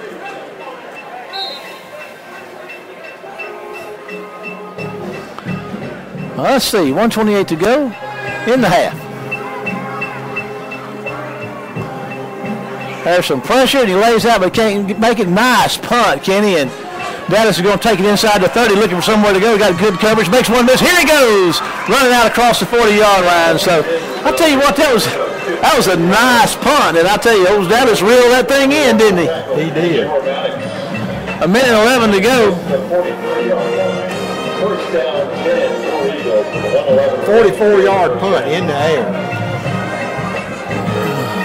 Hodo is in with Pugh. Sims and Chambers are right. Ramey, Fowlon are left. Junior quarterback David Hodo. 1:11 to go. He's looking to throw, going to try to get one out here to DeJarvis Chambers. And I tell you what, there was good coverage. And it falls incomplete. 2nd and 10. Got a minute and 6 seconds here, and tell you what, we're going to have to really be looking for those blue shirts and orange hats because they're awfully close to the football. He's looking to throw. Going to try. Got Chambers open. He had Chambers. He saw trying to get Sims across the middle, and Chambers was down here on the side. Did you see it? Yeah, I saw it. Here in quarter number 2. It's easy to see from up here, Kenny. It is. It's a lot different view down there on the field. A lot of times fans forget your perspective up here is our bird's eye view, and down on the field it just looks a lot different on flat ground. And nobody's chasing us. That's right. He's moving to his left. He's going to look upfield. He's got some running room here. He's got plenty. Got a block. He's inside the 40. Turns it on upfield and gets to the 33. It's going to stop the clock with 45 seconds. Well, they ran 2 seconds off the clock, but that's okay. We'll take that. Gets it down to the 33-yard line. That's going to be 19 yards.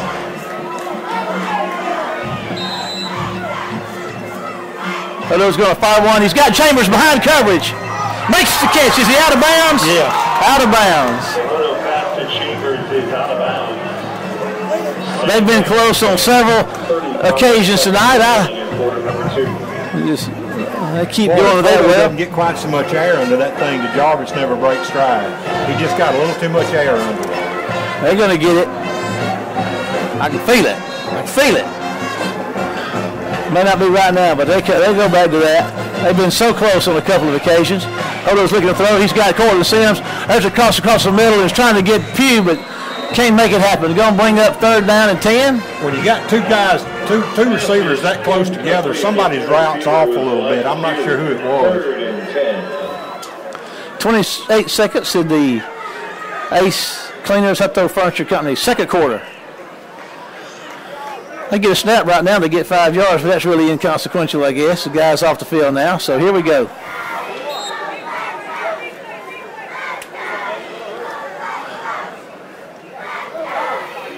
Two receivers both ways.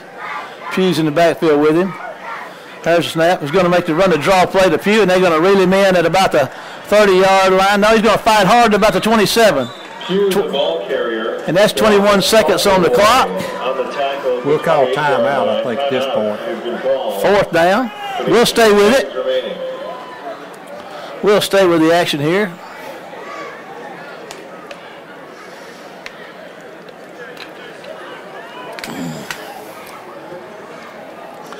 Wayne County with 4th down and 5. One play here. That's 4th down. Be sure to stick around. We're going to get entertainment from both the Wayne County and Gulfport High School marching band.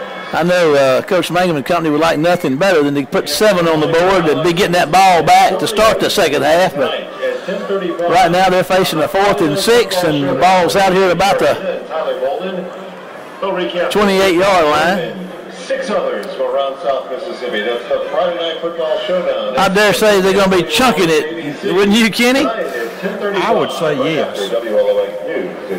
And I think what you see them go for a medium route, 10, 15 yards, something under that, 10 or less, just something to get the 1st down. You got to get 5, and you got 18 seconds, so you got time for 2, maybe 3 plays. Wayne County should be down to 1 timeout. 2 receivers both ways for Hodo.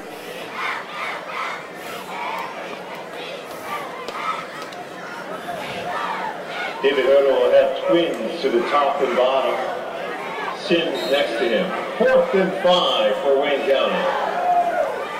Looking to throws, looking at Chambers. It's picked. Oh, it almost picked off, but it dropped it. So Wayne County turns it over on downs. Boyd had the the coverage. 13 seconds to go. It'll be first down, Gulfport on the loss of downs. Somebody wasn't reading off the same page as Hodo because we didn't have anybody turning around. Yeah. It should have been somebody turned around and sat down right there.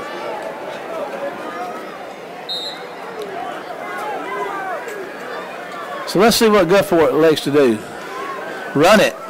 And run it, they do that across the 30, and that's going to probably bring the first half of play to a close. So, after one half, Wayne County on 2 turnovers, providing opportunities for Gulfport, who took advantage of them, and then the short field on the punt.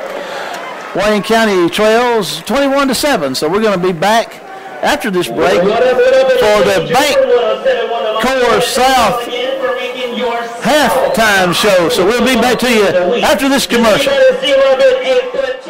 Where can you find the best food prices in Waynesboro? Here at Norman's Food Outlet, open 7 days a week. If you haven't checked out our everyday low prices, you've been spending too much.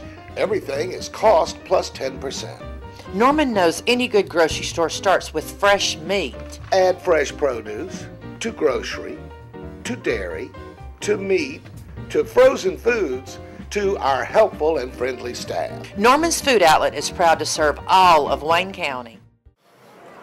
Okay, welcome to the Bank Core South halftime show, and Paul Keene has been working the stats on the sideline for us, and he is not able to report in for us. He's taking care of some other duties here at halftime tonight, but he has provided us with his halftime statistics. Kenny, Wayne County High School has got 9 first downs as compared to 12 for the Gulfport Admirals. Wayne County's rushed the ball for 20 times for 102 yards, and a lot of that we're going to see is Hodo, but Gulfport's rushed it 12 times for, looks like, 6 yards. Wayne County is 6 out of 16 passing with 2 picks, and Gulfport is 17 out of 26 with no interceptions, but we know they've got I believe the 3 touchdown passes.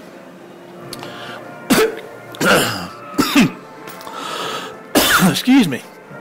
All this excitement has got me. Kenny, check those stats out there.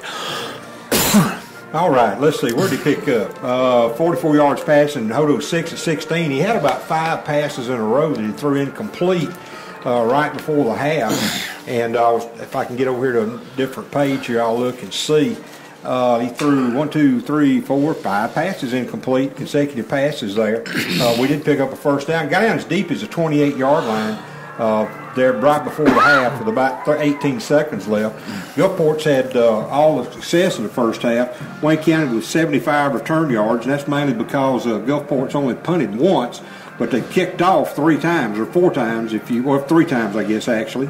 And Wayne County 3 of 9 on third down conversions, which is not a good stat to have. You like to see that at 6 of 9 or better. You really want to try to have 60% or better of that.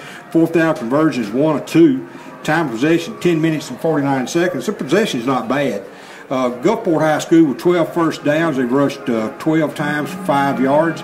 They're 17 of 26 with no interceptions. And the biggest difference between Gulfport and Wayne County right now in that score is the 2 interceptions by Wayne County. They've got 185 yards in the air, and that's just amazing for them to have that first half. But they've got some great receivers. They've not fumbled the football. They've been penalized 6 times for 30 yards, and with all that motion down there, it ought to be 50 times for 300 yards. Punts, they punted 1 time, and it was a 42-yard punt in the air. They've got 0 return yards. Third down conversions, they're only 3 of 8. But on fourth down conversions, they're 2 of 3, and that's a big stat, big factor in the ball game. The second conversion being the 31-yard touchdown pass that they threw down here toward the end of the second quarter. Their time of possession, 13 minutes and 11 seconds, so only about 2 minutes, almost 3 minutes worth of difference in time of possession, but everything else is all Gulfport. Look at individual stats. What we have, David Hodo, 6 rushes for 62 yards.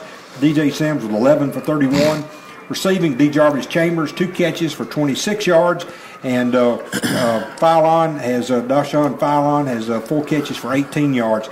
Defensively, Timdrick Parker has 5 tackles, and Tremont Lofton has 5 tackles. And again, the other big stat, the difference, the story in the ball game tonight really is Hodo's 6 of 16 with 2 INTs for 44 yards, and Marshall Gulfport 17 of 26, no interceptions for 185 yards and 3 touchdowns. You know, Kenny, we try to talk about, trends, that we can look for. And one trend that we've seen is Wayne County has not been able to control the line of scrimmage on the offensive side of the ball. And, to have any success here in the second half, we're going to have to do a little bit better in that department. It appears to me that we're going to have to do that. We haven't had any consistency offensively at all, and some near misses on big plays going deep. Yeah, a lot of that is because of the pressure that Gulfport's getting on Hodo. You look up, and only about every third or so play will you see Hodo back there by himself. What you've been seeing is orange headgear and a blue jersey back there with him, keeping him company. And excuse me, now you got me doing it. We've got to do a better job in the second half of pass protection. Those running lanes are there, and we've seen that with Hodo running and a couple of the good runs that DJ Sims has made. But again, the key to that is if we complete some of those passes, that's going to open that running game up more. The other side of this in the second half, now we're in a 21-7 hole. We're going to get the football to start third quarter. We need to take the football in the second quarter and come out, go down the field and score. Make it a one-score, one-possession ball game.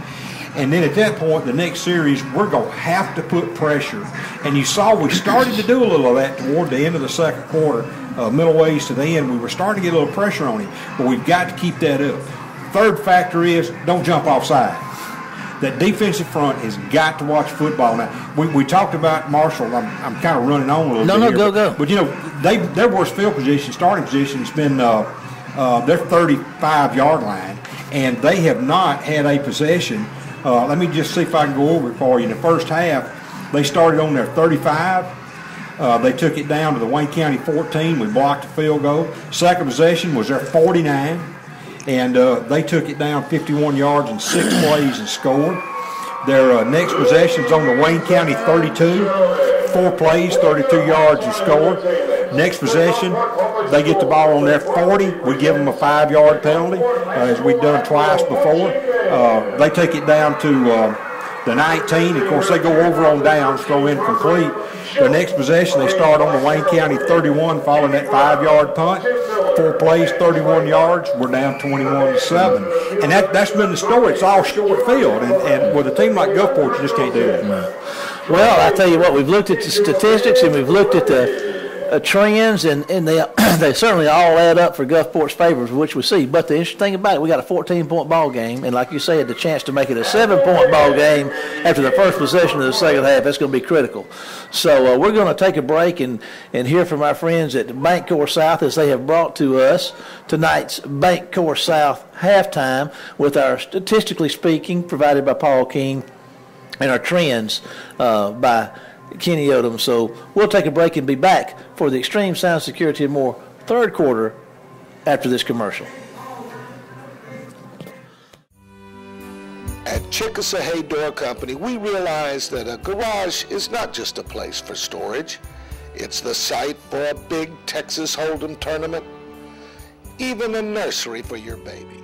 Nope, today the garage is another room of your home. When your garage is more than a garage only, Chickasaway Door Company will do. In 2 years, nearly 1,000 doors have been installed by Steve Locke and his crew. See Steve at Chickasaway Feed. Okay, here we go. 1 half down, 1 to go, Kenny. So we've been talking it today. I think it's not anything to do now but get out there and try to score some points and keep the other bunch from scoring any. This is the Extreme Sound Security and More third quarter. And there comes that train again. Tell you what, that's been the sound Wayne County's defense has heard all the first half. Was that horn blowing, that big train rolling through. The train's been the Admiral offense. And it's sort of, I mean, I don't want to see this be the Battle of Midway and us play the part of the Japanese. But if we don't get some points on the board in a hurry, it's going to turn into the Great Mariana's Turkey Shoot, I can tell you that. we are going to have to get some points on the board and get this back to a one-score ball game and play some defense. Keyshawn Curry's going to catch it in the end zone, and it's going to be ball out at the 20.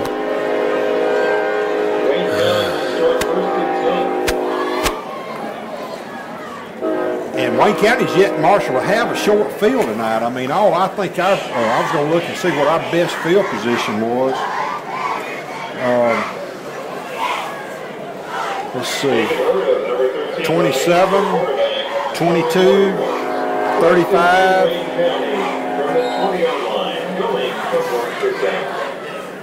19, 18. Throws one out to Sims. 48.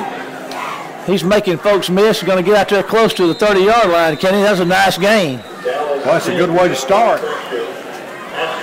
That's the first time we've seen him throw one out of the backfield out there to the flat to Sims tonight. We're going to mark him down at about 8 yards. Trips right. He runs so hard. There's Hodo going to keep it and going to get the first down, I do believe. If he does, he won't get it by much. Of course, you run that to the boundary, hoping that the pursuit for Gulfport. You're right, Kenny. He was short. Back to the wide side, but we are short. This is where Gulfport's going to pin their ears back and jam that up inside. And they got penetration and almost stopped it. They sure did, but made a nice move and going to get that first down.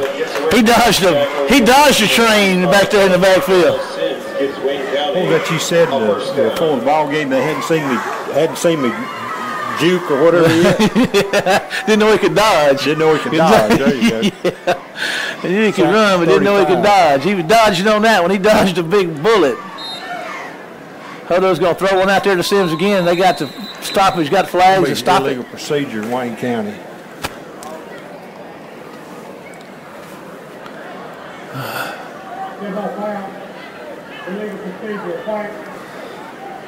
You call that one, Kenny? The 5-yard walk-off moves the ball back just inside the 30-yard line. 1st and 15 for Wayne County. That gives us a 1st and 15. That last 10 was hard to come by. 15 will be even tougher to come by. One would think. Trips right. Hodo's back to throw. He's got a man open out here. Jarvis Chambers makes the catch. And he's going to be out close to the 40-yard line. Nice gain on first down.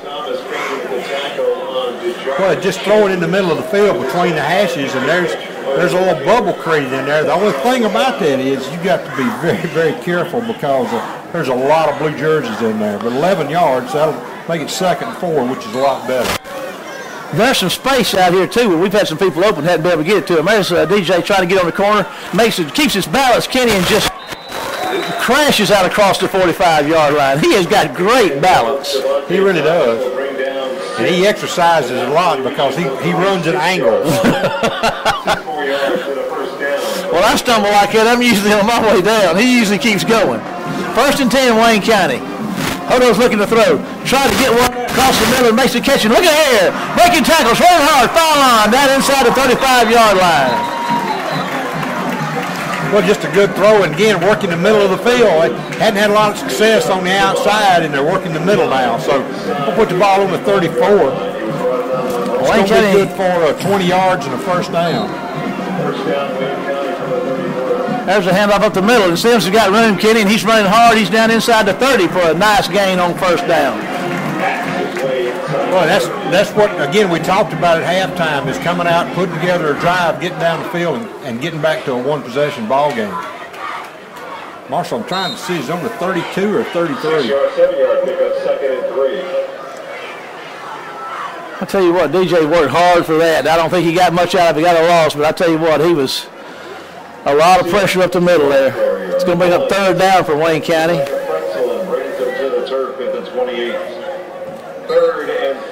DJ checks out. Elijah Pugh checks in. 9:16 to go in the 3rd quarter.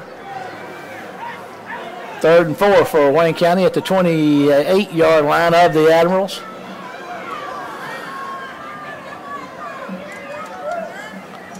Hodo's going to keep it, and he's going to find some tough sledding and going to get. It's going to be short. Way short, well short of the first down. Gonna bring it 4th and 3. Hits the quarterback as soon as he got to the line of scrimmage. Nothing to do here, Kenny, but go for it. Dropped after a 1-yard gain. 4th and 3 for Wayne County. Yeah, this is where if you're going to run it, you better run it and pound it hard.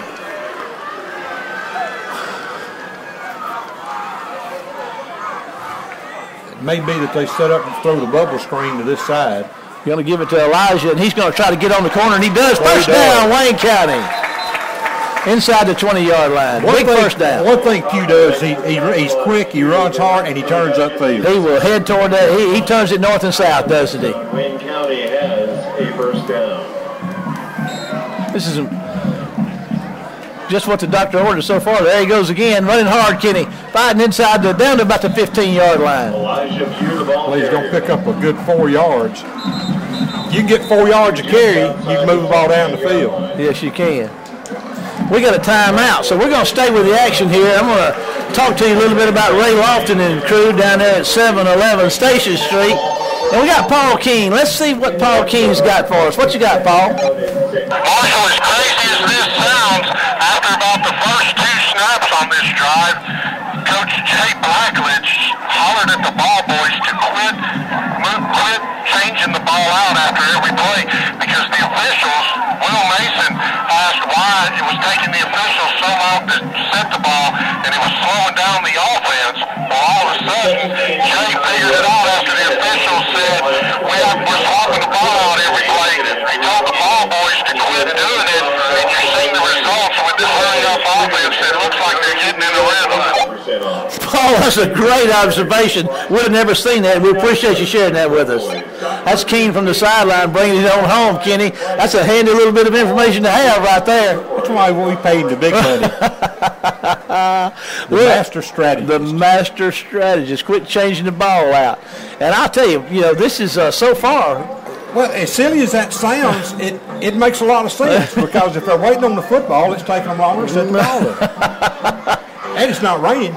Well, that's true. 2nd and 7 to go for Wayne County. 8:08 to go in the Extreme Sound Security Moore 3rd quarter. Trips left.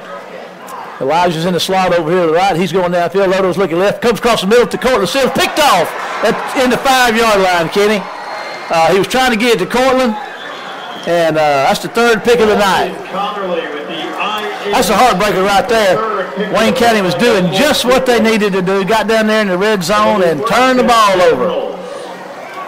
Now it's on the hands of the defense. Well, trying to go back to the middle of the field, and he threw the ball ahead of his receiver a little bit. And the Gulfport guy actually came around the front of him and caught the ball off. The receiver never found the football and stepped toward it. And Wayne County's defense comes out there. This is the worst position that Gulfport has had all night. They're at their own 10-yard line. Let's see if Wayne County continue the pressure. They got Tyree Evans over in the left end. He's been getting some pressure on the edge. He's very quick.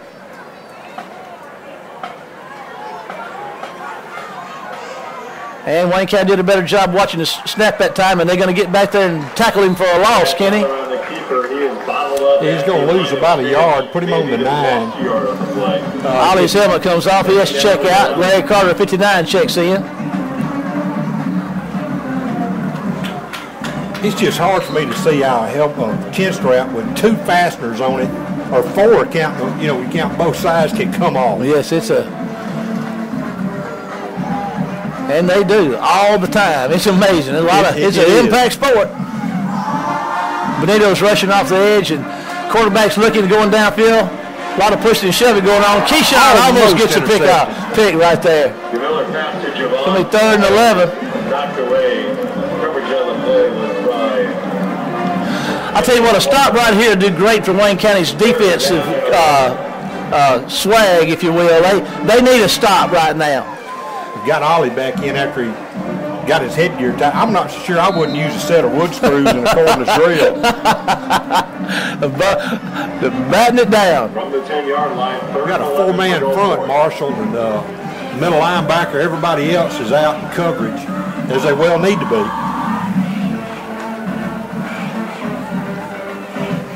Back out of the There's some pressure, and Ollie got a power up there and got that thing in the way. And there's a trend we talked about, Kenny. We was getting pressure on the last 2 possessions. You got to wonder, maybe that offensive line's getting a little tired. Well, I think that, and the fact that I think that they've explained to our guys that the only way we're going to have a chance in this ball game is to get pressure on that Gulfport quarterback. And I think they stepped their play up a little bit. I think that drive helped them out a little bit. I think the offense gave them some encouragement. Now, we got to stop turning the football over. That's 3 INTs tonight. Yes, it is. Here's a good spot for a block.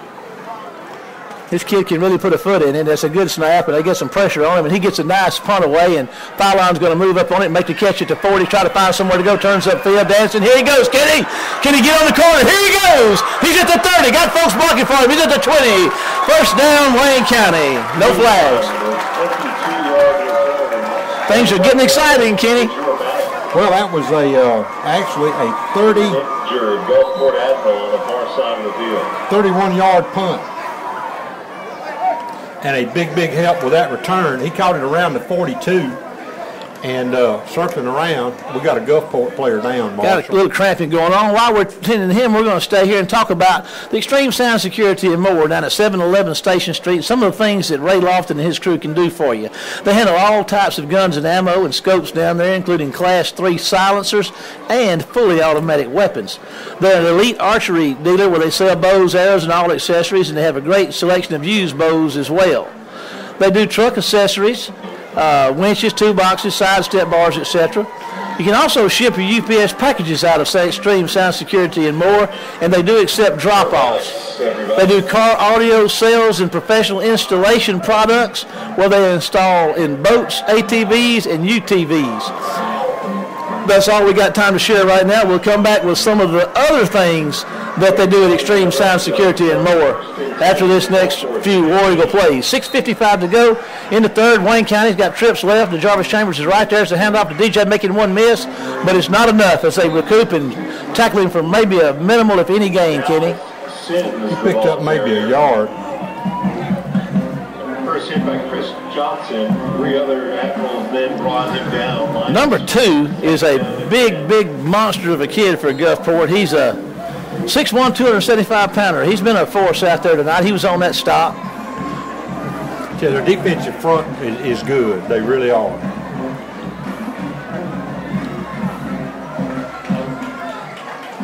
There's Hodo's going to keep it. Got some room, Kenny. He's inside the 15, inside the 10, inside the 5. That's going to be first and goal for Wayne County. He almost. You got me coughing. I got you coughing. We had 62 yards in the first half rushing the ball, and he pulled the ball in his zone read, and everything's going to the left. He pulls and goes to the right, and Gulfport just didn't have anybody over there on the corner. First and goal. There's a handoff to DJ. He touchdown, Wayne County. That's his second touchdown on the ground tonight. So, really, Kenny, in effect, what has happened, Wayne County took the opening drive and scored. So, you know, it's kind of back to ground zero now. Wayne County has done what they needed to do and trying to make it a 7-point ball game right here.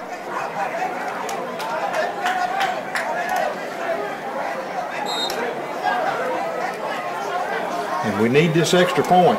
And we got it. And I tell you what, that young man is doing a well of a job for us this year. You know, Coach Mangum, and you were talking about him in the coach's corner this week about what a good job he was doing.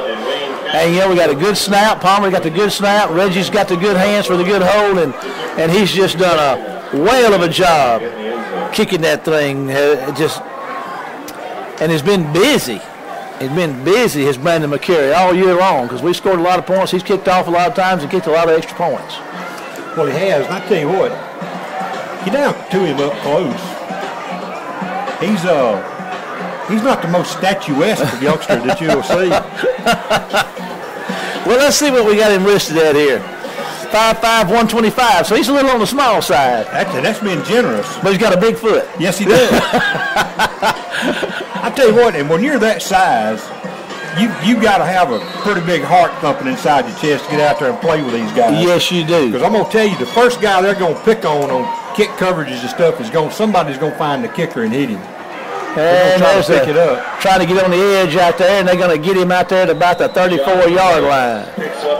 So pretty good position.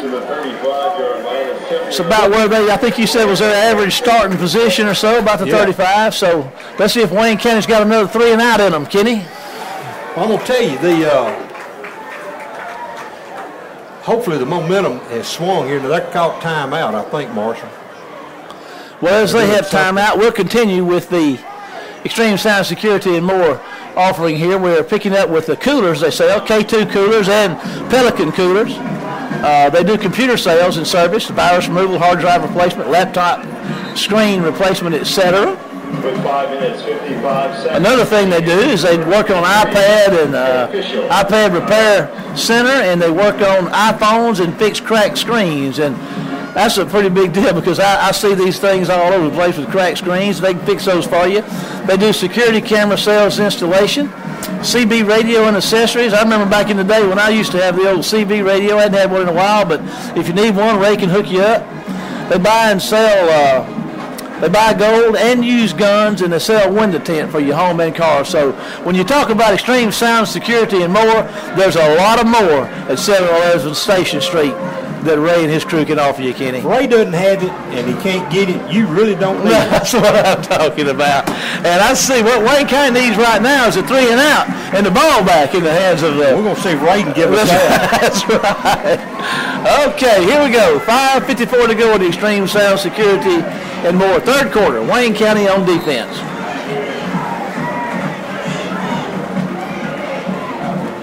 There's a little time in the pass to Floyd, and there's a flag, Kenny, and they're gonna get him just across the 40. But you think that's going to be holding? I believe you're right. Across the 40-yard line. Spotted at the 42. A gain of 8. There is a penalty flag. It's a spot foul if it comes from the 30-yard line or so, 29.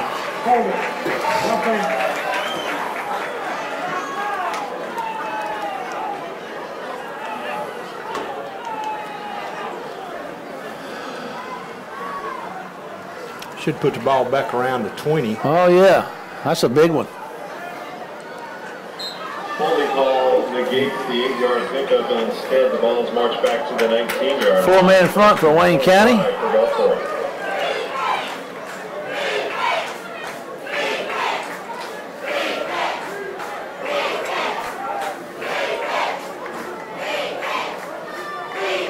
There's a good jump off the ball. There's some pressure.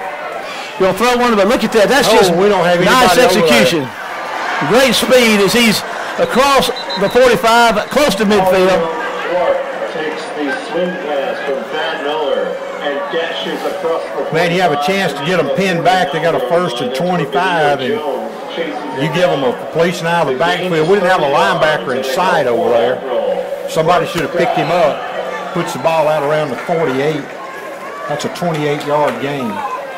There's a handoff up the middle, and he's going to gain a few, couple of 3 there, maybe more. DeMarcus Rankin, the ball carrier, brought down by Tyree Evans. Tyree on the stop. 48-yard line, a gain of 3. One thing Gulfport hasn't done is they haven't turned it over tonight, have they, Kenny? And there's a 5-yard penalty. So there's that defensive line getting a little early jump.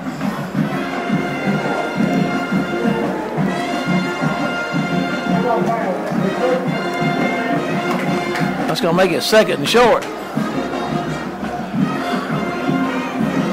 Second. Well, that's the thing. You're giving Gulfport so much, and you just can't give them this sort of help because they're going to beat you to death with it. You got number 2 guy here moving early. Comes up on the stop's going to get him a 1st down. When I say number 2, that's number 17, but he's in the slot. I got you. Slot back for all the old folks. Some of the folks at home are thinking, well, this is number 17. He said that's number 2. Well, I'm glad you pointed that out.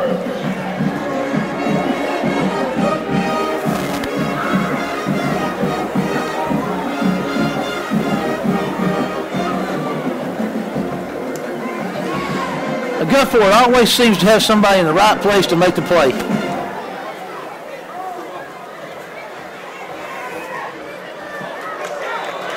Was he able to hold on to that when he bobbled it out of bounds? Don't think he did. Bobbled and it falls to the turf incomplete. Second down and 10.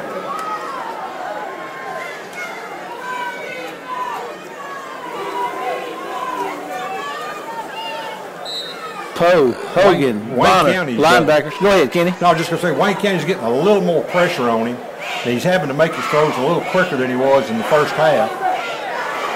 Jamal Poe closing down on him. You're going to get him wrestling down there on the horse collar, but he didn't grab him by the collar. That big man's covered some ground right there, Kenny. He sure did. He's going to pick up about, what, 7 yards? Just when you think they got that quarterback and running back a slip out there in the flat, and he'll drop that thing off and away he goes.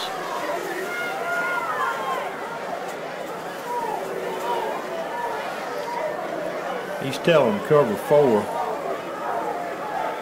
That's what Todd's yelling from the sideline, Coach Mangle. There's a pitch, and they're going to put it on the ball. Wayne County's got it. Finally, first turnover of the night. Finally a break. They called it an incomplete pass. It was a shuttle pass. It wasn't a fumble. It was a forward lateral, so it was a shuttle pass. I thought we had it. I'm not so sure about that. He underhanded the ball. That's what Coach Mangum is arguing.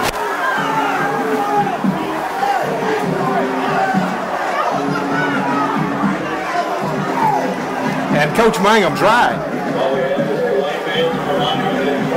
Football action begins next Friday night right here at Miller Stadium with the Gulfport Admirals host. Well, the ball, I thought, went forward. We are on the Mississippi Gulf Coast, and the fire hose has been hooked up. I thought the ball went forward, but he threw it underhanded. I don't know if that makes a difference or not. 4th and 3.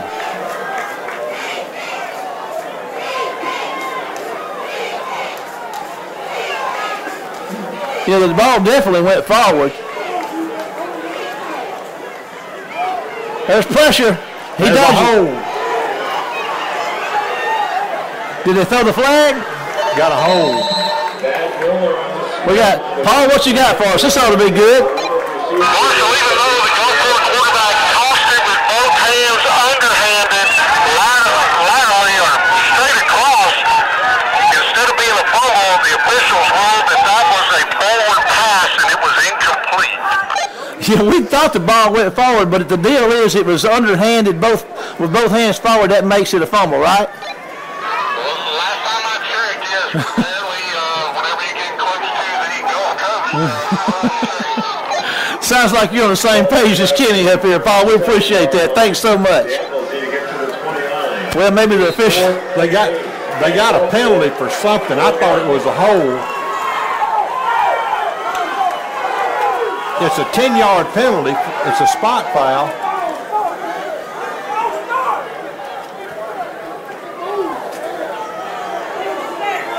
I don't know. The ball's on the 37, and we're on the Gulf Coast. There's a pass downfield, and that's going to be incomplete. So Wayne County's defense has done its job, Kenny. Against great adversity, overcoming obstacles.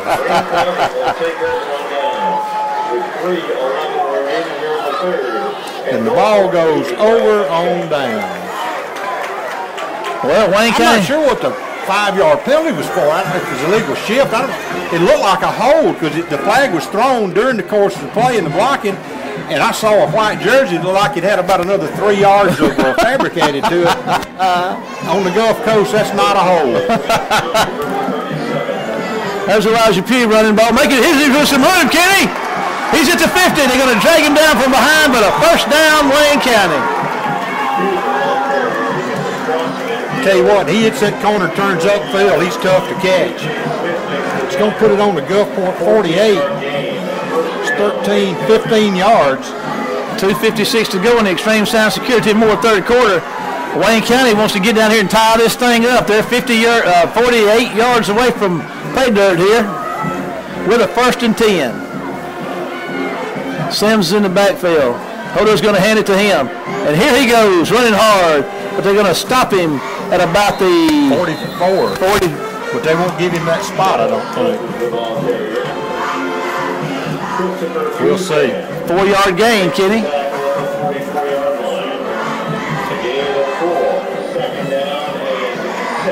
Got two receivers both way. No, two right, single left. There's Hodo's keeping it, turns upfield. Here he goes, running hard. First down, close to the 30-yard line at 29. I'll tell you what, he's not extremely fast, but he runs hard. He sure does. That's going to put the ball on the 32. It's good for 12 yards and a first down, Marshall. Stay in the same set, and then Wayne County, I see we got a penalty flag here. Oh, that came from, that's going to be a procedure penalty. Hodo picked the flag up. I'll stay away from that thing. I don't think he thought very much of the call. I can't say I blame him. That puts the ball back out to the 37. The walk-off is against the War Eagles. Moves it back to the 37, first and 15. Gulfport's going to take timeout, and whoo, we're going to take a timeout too to see what's going on around War Eagle football land. We'll see you after this break.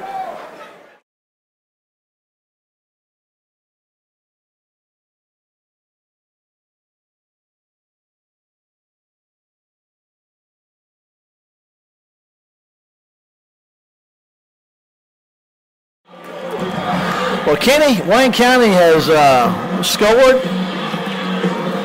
taking the ball away, and have an opportunity with a 1st and 15 down here, and the ball's to 36-yard line, 37-yard line. We get down here and score, it's going to be a tie ball game, and things will get exciting down here on the Mississippi Gulf Coast here with another touchdown right here by Wayne County. 1st and 15 for Wayne County from the 37.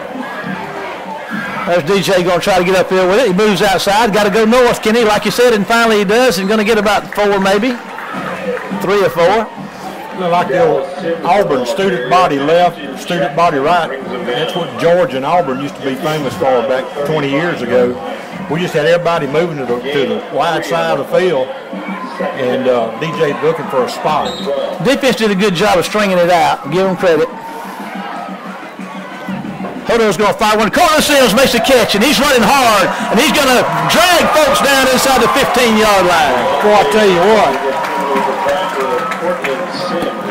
Cortland, of course, Kenny, we talked about him. He came in with a 20-yard average, 4 catches for 80 yards coming in, and he's had a couple tonight, none bigger than that one right there. Hodo's going to fire one out here to the flat foul line, makes a catch. He's at the 10, making one miss. Running hard down in there close to the 5. The Hodo pass is to Deshaun Phelan.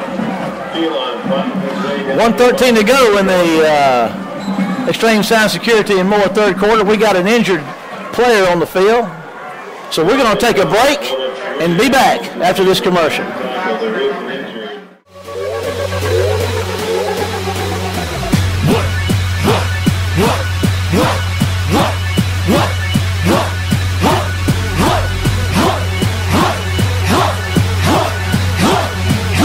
Okay, best believe it's going down. Our team about to hit this town. Already know what we came to do. Yeah, these boys been tried and true. Best believe we bout that.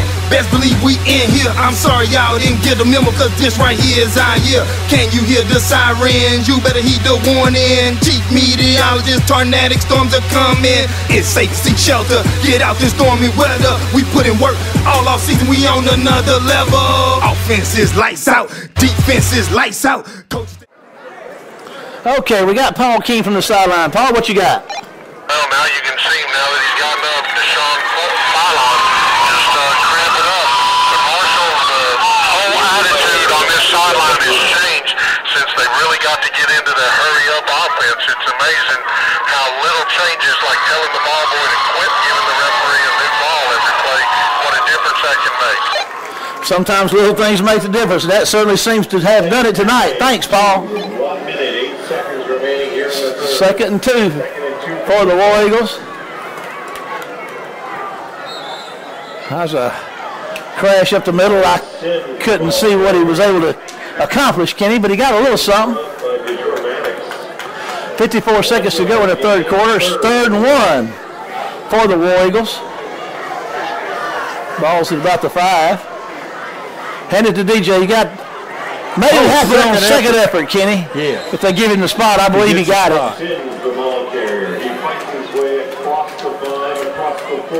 I believe that's going to be a first down.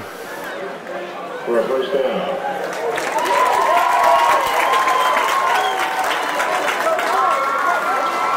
First and goal, Wayne County. 21 seconds in the extreme sound security and more third quarter. They should have stopped the clock with a first down, but they didn't. There goes Dallas up the middle, running hard. He's crashing in there close to the goal line, Kenny. He's getting close. Sends the ball carrier. He gets to the goal line. So when we start the fourth quarter, that's going to bring the extreme sound security and more third quarter to a close. Wayne County trailing 21-14, but threatening with a second and goal from inside the 1. We're going to take a break and be back for the final quarter of action between the Admirals of Gulfport High School and your Wayne County High School War Eagles after this break. It's the scariest thing I've ever been through. The tree started falling. I didn't think it was going to be that bad, but the neighborhood was gone. Our Alpha agent came to my work. Alpha responds, and they respond quickly. In less than 2 months from the day our house was destroyed, I was in this house. They are a company that does exactly what they say they're going to do. For a plan built just for you, contact Kenny Odom in Waynesboro. Okay, here we go with the fourth quarter, brought to you by Alpha Insurance and the Red Apple. A second and goal from just right at the goal line. The ball's about 18 inches off the goal line. Handoff Sims, and they're going to stop him for a loss, Kenny. It's going to bring a third and goal from about the 2 or 3. Great penetration right there. They did a good job to penetrate. We've got to get that move off the line of scrimmage. Johnson credited with the tackle. Third and goal, Wayne County.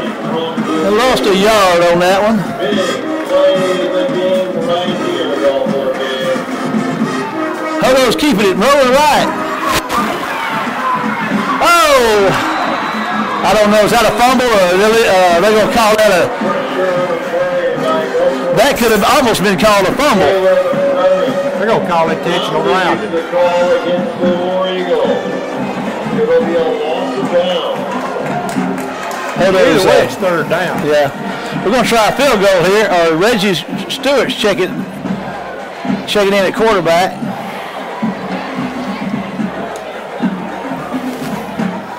Hodo has checked out. There was defensive back held up the receiver down here. I'm not going to say it was holding, but he was a lot of hand motion down there. David's checked out of the football game and being tended to on the sideline, and we're going to have a field goal attempt come on here. So with 11:23 to go, Wayne County really needs some points. And this is going to be a 35-yard field goal, Kenny.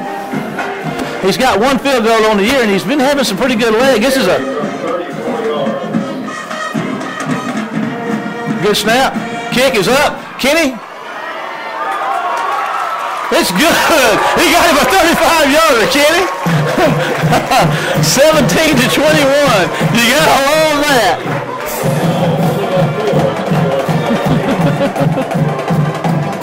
I mean, that's 3 points. 35-yard field goal. That's pretty clutch. Well, you got to have something. You get out there and get down in, 18 inches from the goal line. Yeah. You got to have some points.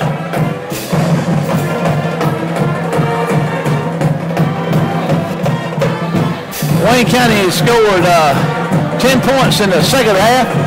Gulfport yet to get on the board in the second half.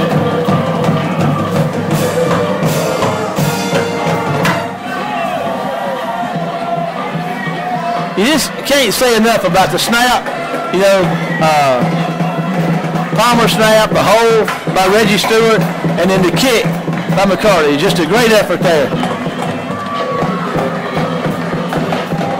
He's going to squib one down here. It's going to hit the ground at about the 20 and about the 30, and Gulfport's going to be in business out close to the 40-yard line, Kenny, and there they are with that good field position again.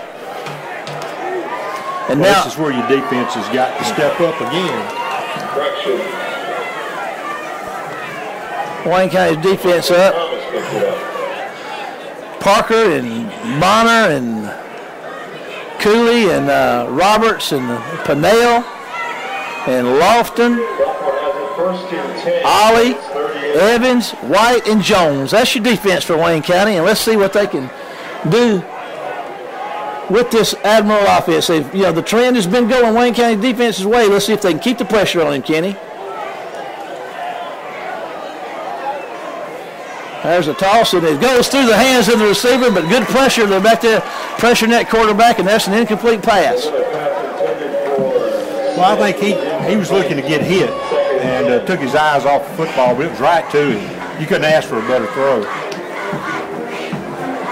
But I think that's why you see 1 and 17 get the majority of the throws, too, because you throw to them their money.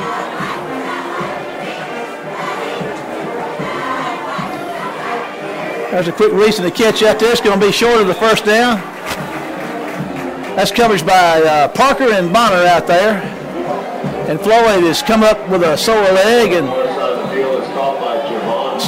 going to bring up 3rd and 5. And John Bonner Floyd with the 3 touchdown catches tonight is checking himself out of the game.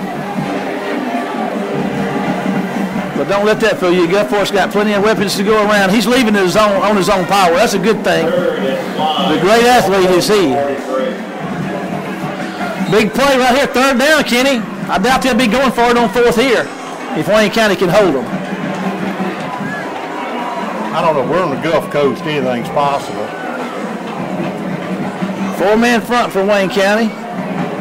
Need a little pressure. There's the pass. It's caught. They're going to get him. He's short. He's short, Kenny. It's going to bring 4th down. He's short by a yard, at least. Face mask call, they're saying, out of the PA system against Wayne County, and I don't know the officials hadn't called it, but if it is, that's going to give them a 1st down. Had him stopped. It's not a personal foul. It's 5 yards, but it'll be enough to give them a 1st down. And once again, we're on the Mississippi Gulf Coast. And that's a 1st down at midfield for the Admirals with 10:32 to go in the contest, and we have the Alpha Insurance Red Apple 4th quarter here in Gulfport.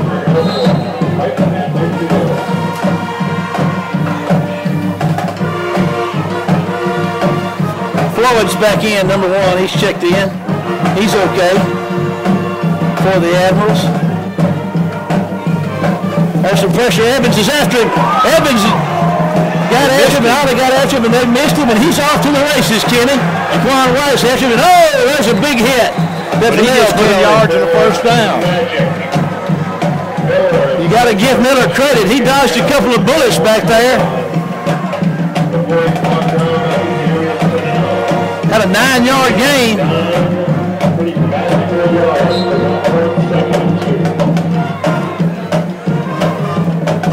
There's a hand up the middle, and he's got a lot of running room, Kenny, and that's going to be a 1st down for the Admirals inside the 40-yard line. Well, he only got 2 yards on the carry, Marshall, but all he needed was 1. 1st down for the Admirals inside the Warrigal 40 with 9:38 to go in the 4th quarter and the contest.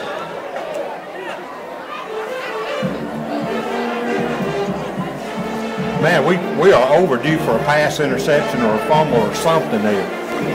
They have yet to turn that ball over. There's the pitch, and he's on the corner. Defended pretty well out there by a number of War Eagles.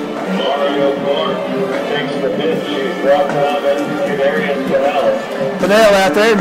It's interesting to note Benito Jones out there on that end, out there covering some ground too.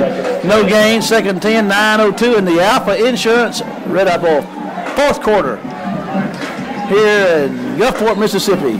What a game we got going on. 21-17, Admirals lead, and they're inside Wayne County territory. Wayne County needs to get this, stop them, get this ball back, and they can get the lead here.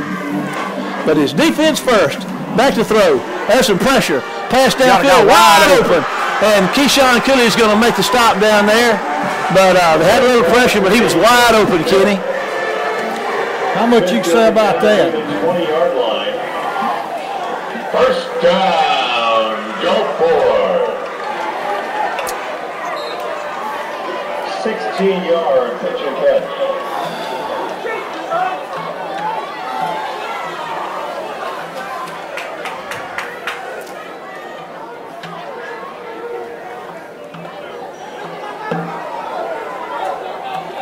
That first line front right there is going a long time. And there's 5 yards they're going to give the Admirals again. They've had a hard time with that all night, Kenny. You've talked about 5 of those tonight. And the thing is, they're unnecessary. You know, you can't excuse it. There's just no way to excuse it. They're unnecessary. Encroachment on the defense, the call. The 5-yard walk-off makes it 1st and 5 for Gulfport. Now in the red zone at the 17. Big defensive play series right here now. 8 minutes in a 4-point deficit. You can't hardly give up any points.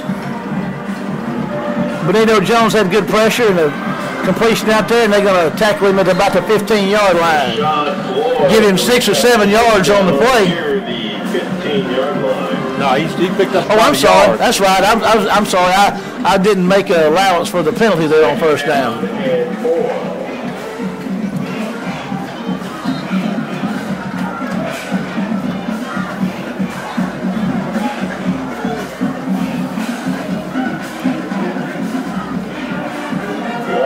Tackle on the last play.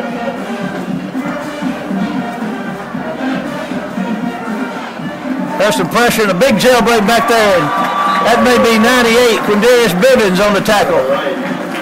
Nope. 99, Tyree Evans. Big defensive play right there.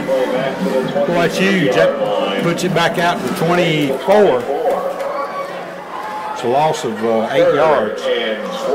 Tyree, the sophomore defensive end right there on the penetration and the stop. Big motor on that young man. He runs hard all the time, and there's a pressure on him again, and he's going to get the ball away, and there's a pass intercepted. Oh, out of bounds. Okay. Pennell gets the ball, but he's out of bounds. But, Kenny, you know, Evans had pressure off that corner again, off that edge. So if you Gulfport, what do you do here? You know, do they have a field goal kicker that can kick it that far? My money says yes. There's 6 minutes and 43 seconds. They're going to take a gamble here, and because they're going to bet that they can get the first down or score, and then Wayne County can't get back down the field. Yeah, they had a big play on the 4th and long earlier in the game. Let's hope it's not a repeat right here.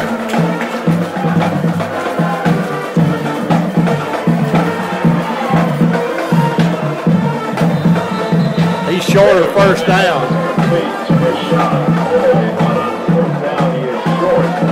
So Wayne County's defense holds, and Gulfport has had 3 possessions in the second half and is yet to get any points. Wayne County has scored 10 points in the second half. And Hodo and Company come back out.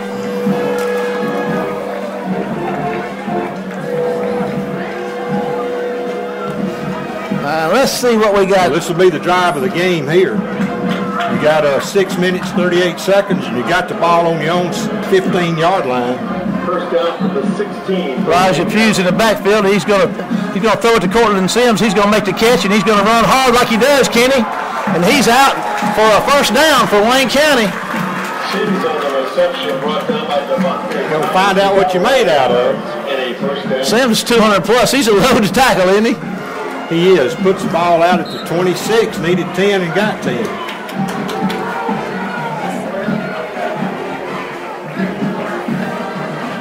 Hodo's going to keep it, and they're going to pull the ball out, Kenny, and Gulfport gets it. They put, Hodo was trying to, he was running that thing up the middle, and I was watching it through my binoculars, and the defender reached his hand in there and just yanked it out of his hand, and Gulfport's back in business. Turnovers are, they really hurt Wayne County tonight. Well, there's not a whole lot you can say. You know, you got a chance to make a drive, eat the clock up, take time off the clock, turn the ball over. Now it's on the defenses. Again, it's all on the defense. And I tell you what, they've done a great job. They really have, but I mean, you know, they give them, the Gulfport's just getting too many opportunities, Kenny.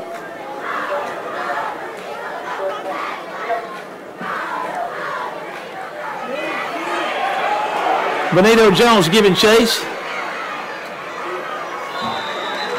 Pat Miller on the scramble to the near side. They flushed him out. Down by Jeffrey Gresham, Jamal Poe. Poe chases him down. Jones and Evans flushed him out of the pocket, which is not something they were able to do at all in the first half. But now they have put some pressure on that quarterback here in the second half. And again, they haven't scored any points as of yet. They've been putting the heat on.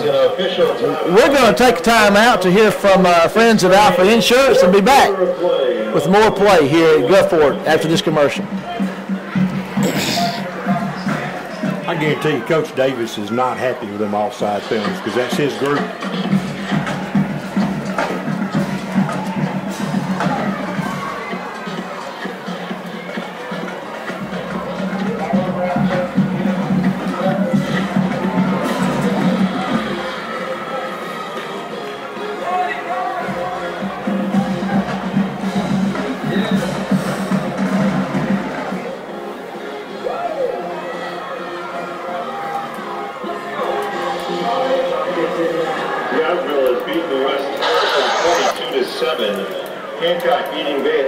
All right, Ken.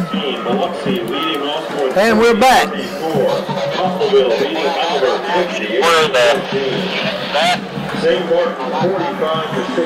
Paul was trying to tell us something from the sidelines, but we didn't get it. But what we got right here is a second and about 4, a second and 5 from the 20, 5:40 in counting.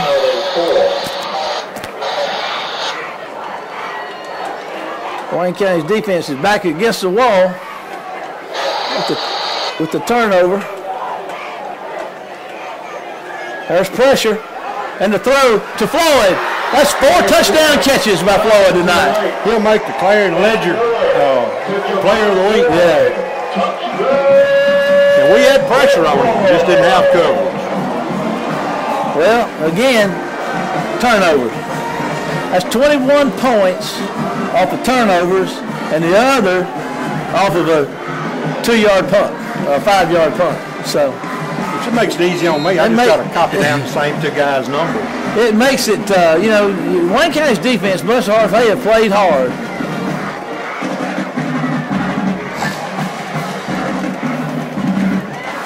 And there's the extra point, and it's good. We're going to take a break and be back with more Alpha Insurance Red Apple fourth quarter.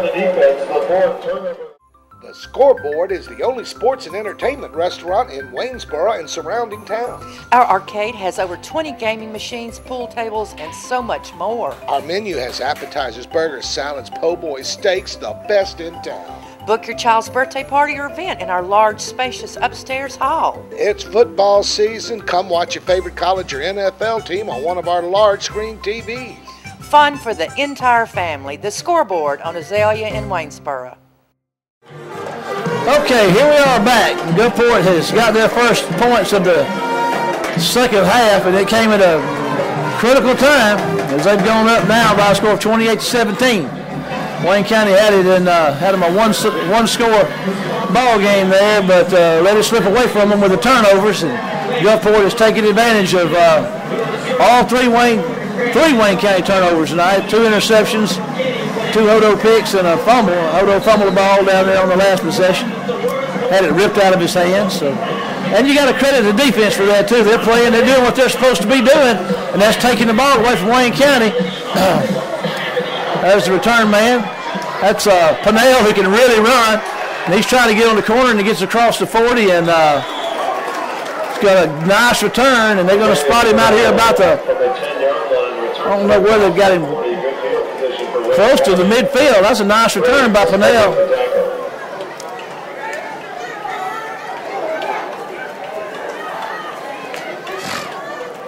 Yeah, difference in the ball game, two interceptions and fumble.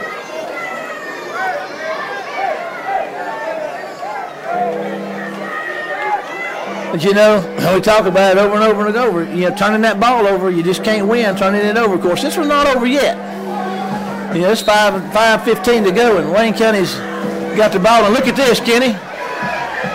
I don't know what that was, but it didn't work. That was a little trickeration going on there, but I'm not sure what Jarvis was looking at because the ball was right at his head. And that brings up 2nd and 10.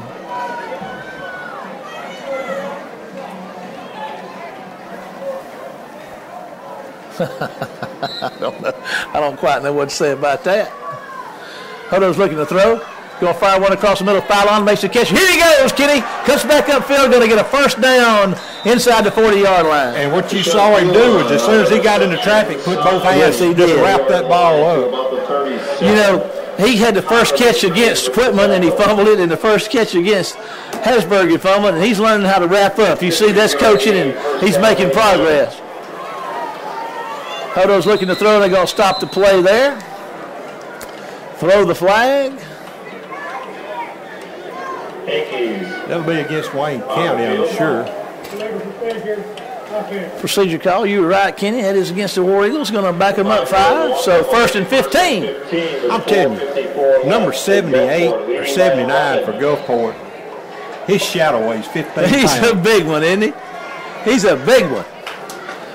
Inside 5 minutes, Hodo's back to throw. Got pressure. He's going to have to get away from it. Makes the pass out here to Sims. He's at the 30, going down the sideline. Cuts back in. He's at the 10. Here he goes. Touchdown, Wayne County. Quick score is what we needed. Hodo was under extreme duress, but I'm going to tell you what, Kenny, that's the same kind of play that Gulfport's been killing us with. Just when you think you got that quarterback, they hit that running back, and away he goes. Now we can make it a 4-point ball game with this PAT.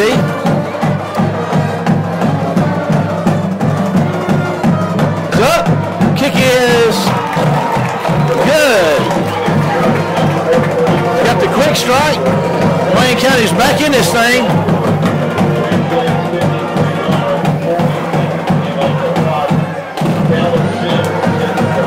We'll take a quick break and be back after this commercial with more Wayne County High School Warrior football. Got a Superman spirit with a 9-lead fight. Got my eyes on the prize, I ain't worried about the hype. See, I came here for war, so let's get this thing poppin'. I'ma finish what I started, cause quitting's not an option. Got a Superman spirit, a 9-lead fight. Got my eyes on the prize, I ain't worried about the hype. See, I came here for war, so let's get this thing poppin'. I'ma finish what I started, cause quitting's not an option. I've been criticized and doubted, they talk like I ain't bout it. I'm a volcano ready to erupt, so I came here to get rowdy. Competition's talking reckless, but that's what I expected. I'm the Dwight Howard of this game, so all that nonsense gets rejected. I need rage up in this cage. I'm the king of this here ring. I flow just like a butterfly, like a bee is high. All right, 28-24. Wayne County is going to have to kick this thing off and get themselves a stop, and it's going to be on the defense to stop them, Kenny. And then there we go. You know, it's not over. What an exciting night of football. I tell you, it is. With 4:34, do you do the onside kick? It looks like they got something up their sleeve right there. I haven't seen that. I would not. I'd kick it away. It's a 4-point ball game. You got 4.5 minutes left. The defense has only given up 1 touchdown in the second half, and it's been on a short field. And there's the field at the 10, and he's headed upfield with it. And they're going to get it. What a hit, Kenny. Jamal Poe, number 32, took the air out of the stadium on that. I'll tell you what, I heard that lick up here. So that's got them backed up inside the 30. So Wayne County's feeling good right now. Let's see if that defense can bring the heat, Kenny. See if it translates to the defense and their effort, and they're going to need every bit of it.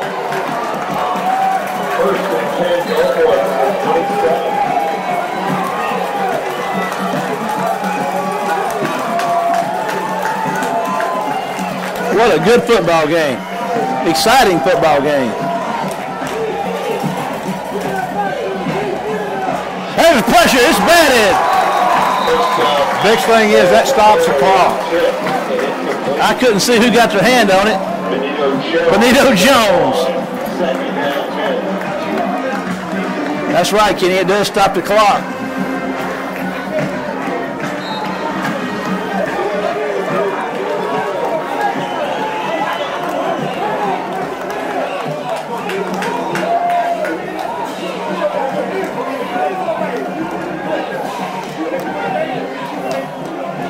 There's a handoff up the middle. They had a hand on him, but couldn't get him. Kendrick Parker's going to stop it up, and they're going to tackle him at the 30, going to bring up third and long. Tyree Evans tracking him down from his defensive end position. Parker came up and stopped that forward progress and got help from inside. 3rd and 7 for the Admirals. 4:03 to go and counting in the Alpha Insurance Red Apple fourth quarter. Wayne County gets a stop here, Kenny. They got an opportunity to win this game.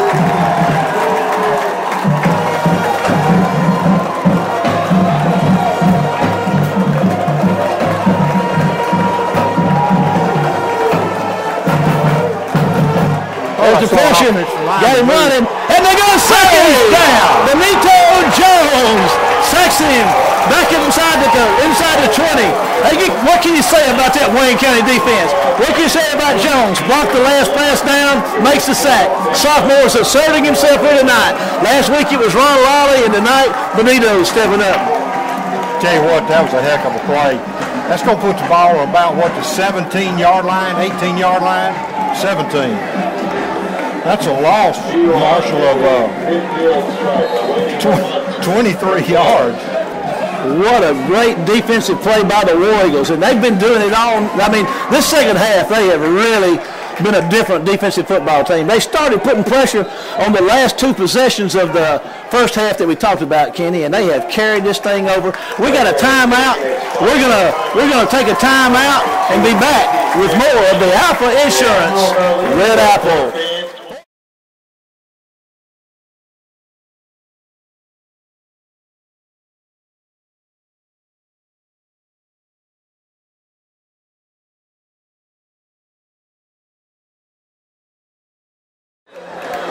2:53 to go, Kenny, and Wayne County's defense has done its job. Now it's up to the special teams and the offense to come down here and get a victory tonight. Wayne County seems to have some confusion on the personnel, but they're set to go. Last thing we want to do is rough the kicker. Yeah, but it wouldn't hurt to scare him real bad. Wayne County's got a return on. There's a low kick. It's going to take a Gulfport roll, but Wayne County's going to get the ball at the 47-yard line with 2:45 to go in the contest. So there's plenty of time for Wayne County to do what they need to do. It's only a 30-yard punt.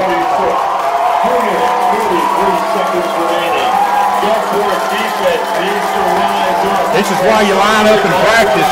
The ball game's on the line, and you find out what you're made of. Wayne County has scored 17 points here in the second half and would like to put 7 more on the board and maybe steal a victory down here in Gulfport tonight.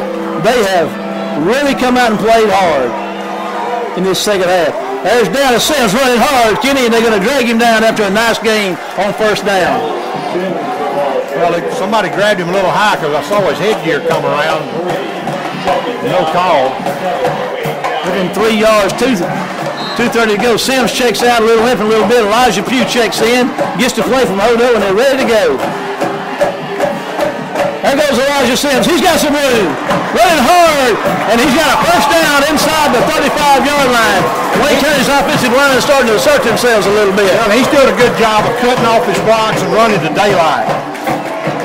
It looks to me like Wayne County's, Gulfport's Gotten a little tired on both sides of their line of scrimmage. Let's see. Hope it keeps up. There goes Pugh running again, Kenny. A nice gain on first down close to the 30. Coach, you're still a long way from the end zone. You're 4 yards closer than you were. 2 minutes to go.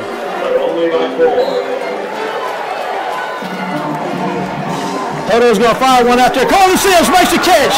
He's down. Kenny to the close to the 20-yard line. 1:44 to go. Sims has done a good job not only to get open, but to catch and hold on to the Yes, football. he does. He's a strong kid.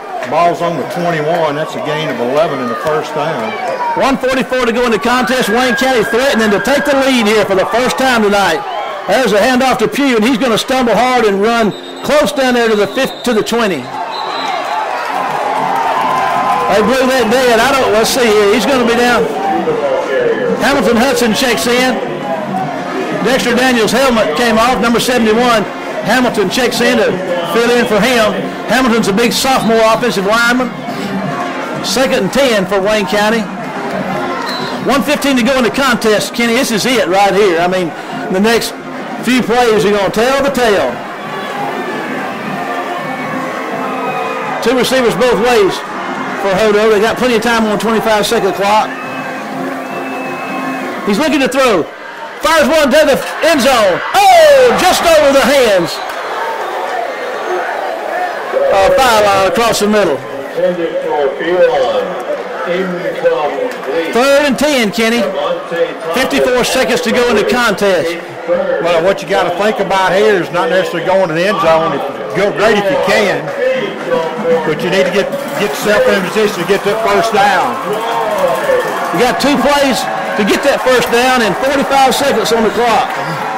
Excuse me, 54.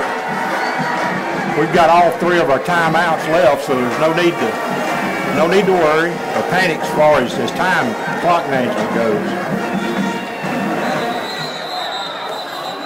What we got here, Kenny? Procedure against Wayne County. Timeout call by Wayne County. Wayne County takes his first time out of the fourth quarter of the second half. Excuse me. I thought we had a flag over here on this side, but I guess not. We'll stay with it.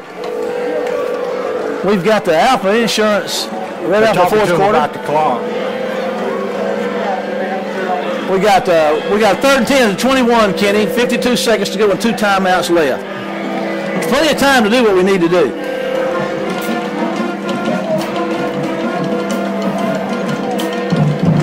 Coach Mangum's wanting a conference with those officials. What do you think? All about the clock.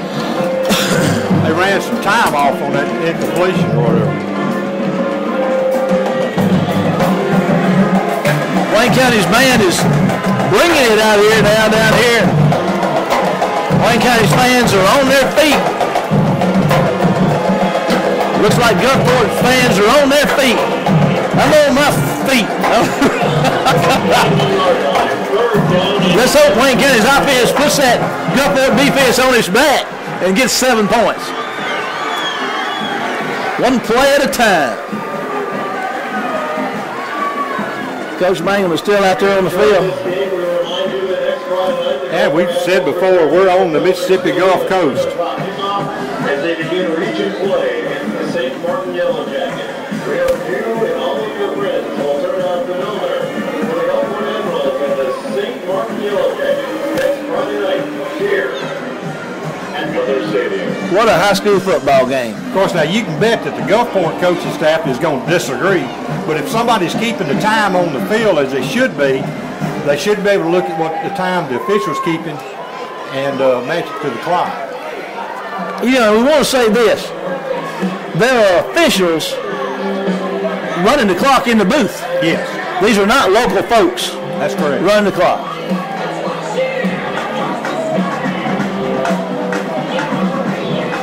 I'll tell you what, this... Apparently we're going to add a little time to the clock because the Gulfport coach doesn't look real happy. Let me see if I can do a little lip reading here.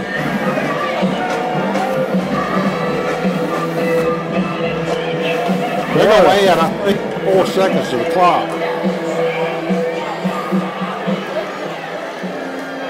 I guess it's just a matter of how much time is left right now. I don't know. They put 2 seconds back on the clock, Kenny. It just went from 52 to 54. And that doesn't sound like much, but it's 2 seconds. So that's what they did. Need some yardage. Odo's back to throw. Fires one to the end zone. Got Chambers. Touchdown! Wayne County! What a throw, Kenny! What a throw! I thought he was going to Chambers, but he got foul line. So Wayne County takes the lead with 47 seconds to go. What a comeback by Wayne County! But it's not over. Oh, we get too excited. What a game! What can you say? This extra point is going to be big here. It's good. That was a big extra point right there too, Kenny. That makes it a 3-point ball game right now. 47 seconds to go in the contest. Wayne County has, you know, the character, you know, not quitting. They were down, turning that ball over, and I tell you what, that defense stepped up, got the mo going, and the offense has done their part. Odo making a big throw, and what a catch in the end zone by foul line. Tell you what, you just can't ask for it to be any better. I tell you what, this is going to be, with that offense they've got and that flow and that Miller combination, this is going to be an exciting 47 seconds. I'm telling you, this thing, anything could happen. You can bet your boots and your house cat on that.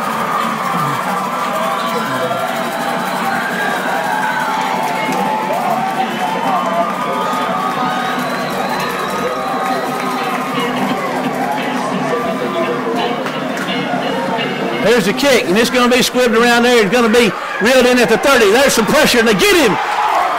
He's still going, Kenny. They're going to tackle him out at about the 35-yard line. That took 7 seconds off the clock. I bet Gulfport's not unhappy about those extra 2 seconds. not now, they're not. Wayne County has played some lights-out defense here in this second half, and they need to do it for 40 more seconds. And Wayne County will get out of Gulfport with a win. Gulfport has no timeout. You know they're going to be throwing that thing. And we need to continue to rush forward. And they are. Kenny, they got 4 on the line of scrimmage. And there comes Evans. And he makes the catch out there, and Hogan's going to get after him. He's going to get out of bounds at midfield. 34 seconds, Kenny. Stops the clock with 34 seconds. They set up shop at the 50-yard line with a 2nd and 5. And I mean, Tyree Evans was coming off that corner like a house of fire. And I bet you what, he's going to be coming again. That big tackle right there better be cocked and loaded, because Evans is fixing to bring the pressure. You know what Ollie and Jones are going to be doing up the middle.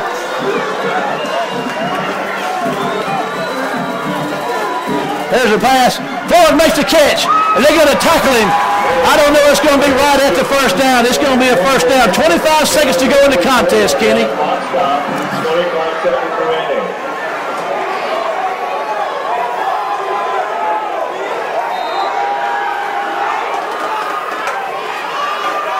He's going deep.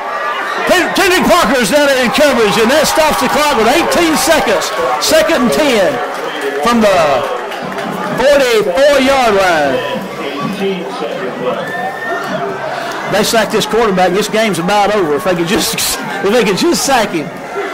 Or if you can tackle somebody inside the 10 yards, if they do make a catch. Yeah, the field goal will tie this thing up.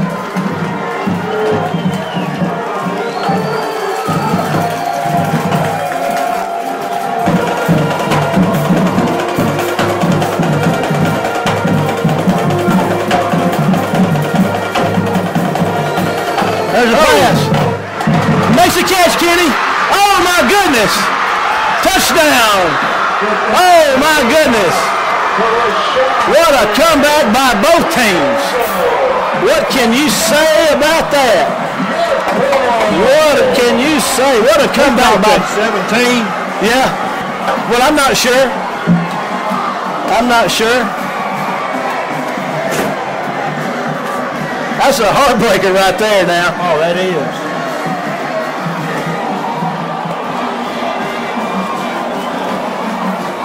That is a heartbreaker.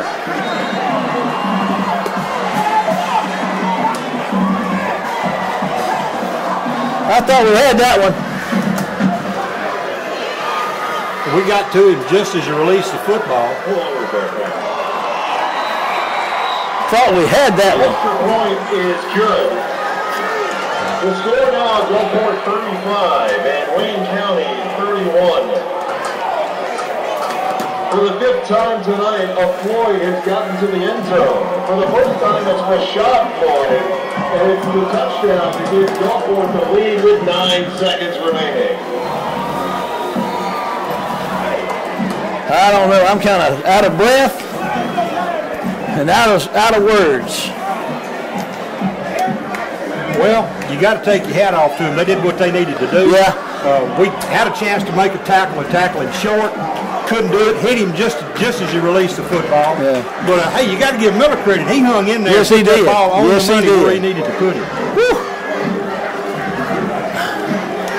Tale of 2 football games here tonight. Yeah. Well, actually 3.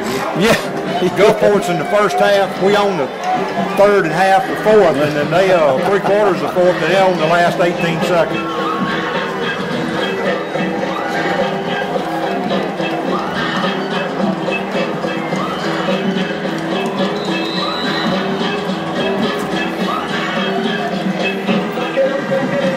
They're going to squib it. Wayne County's going to down it, and Wayne County's going to have 7 seconds with the football. One play, Kenny.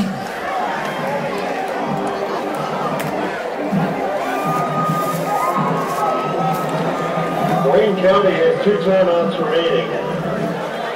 The War Eagles at the 33-yard line, needing a touchdown to win. 6 seconds on the clock. Friday night in Mississippi, anything can happen. Tell you what, it's we fought and scratched back 3 turnovers. That's hard to overcome. We came as close as you can come. Yeah. Tonight. Now, anything else, you're right, could happen. The odds are stacked against us. You're gonna throw it out here to DJ, and it's picked off. But Jarvis is going to tackle him, so what can you say?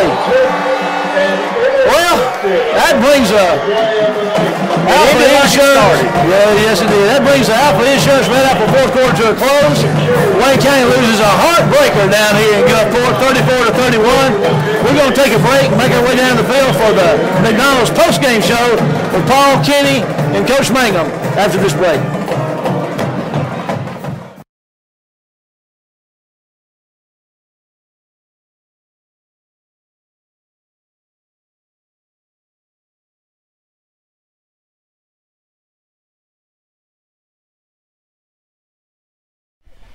Welcome to the McDonald's post-game show. We have Coach Mangum down here with us after the game. Coach, there's so many things that we can say about this thing. What we say doesn't matter. What you say does. But I guess the one thing that really impressed us from where we were sitting was the fact that your team, when it could have quit, it never quit. Oh, no, we didn't. We kept fighting. We said we wanted to come out and win the second half. Thought we came out and won all but the last 9 seconds of the second half. Penalties and turnovers, though. Penalties and turnovers, you can't do that, and especially against a good football team. And we've got to do that, and that starts with me, and we'll be better at that next week.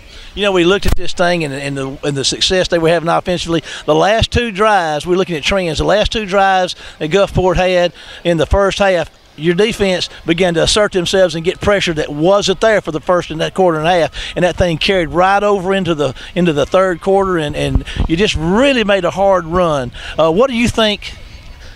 What's the thing sticks out most about this game to you? Well, we just, I guess the thing that the adjustments that we had to make defensively to get some pressure on the passer and also help us in coverage. But the bottom line was we just never quit. Yeah. We just kept fighting on both sides of the ball. We kept fighting. And, we gave ourselves a chance at the end.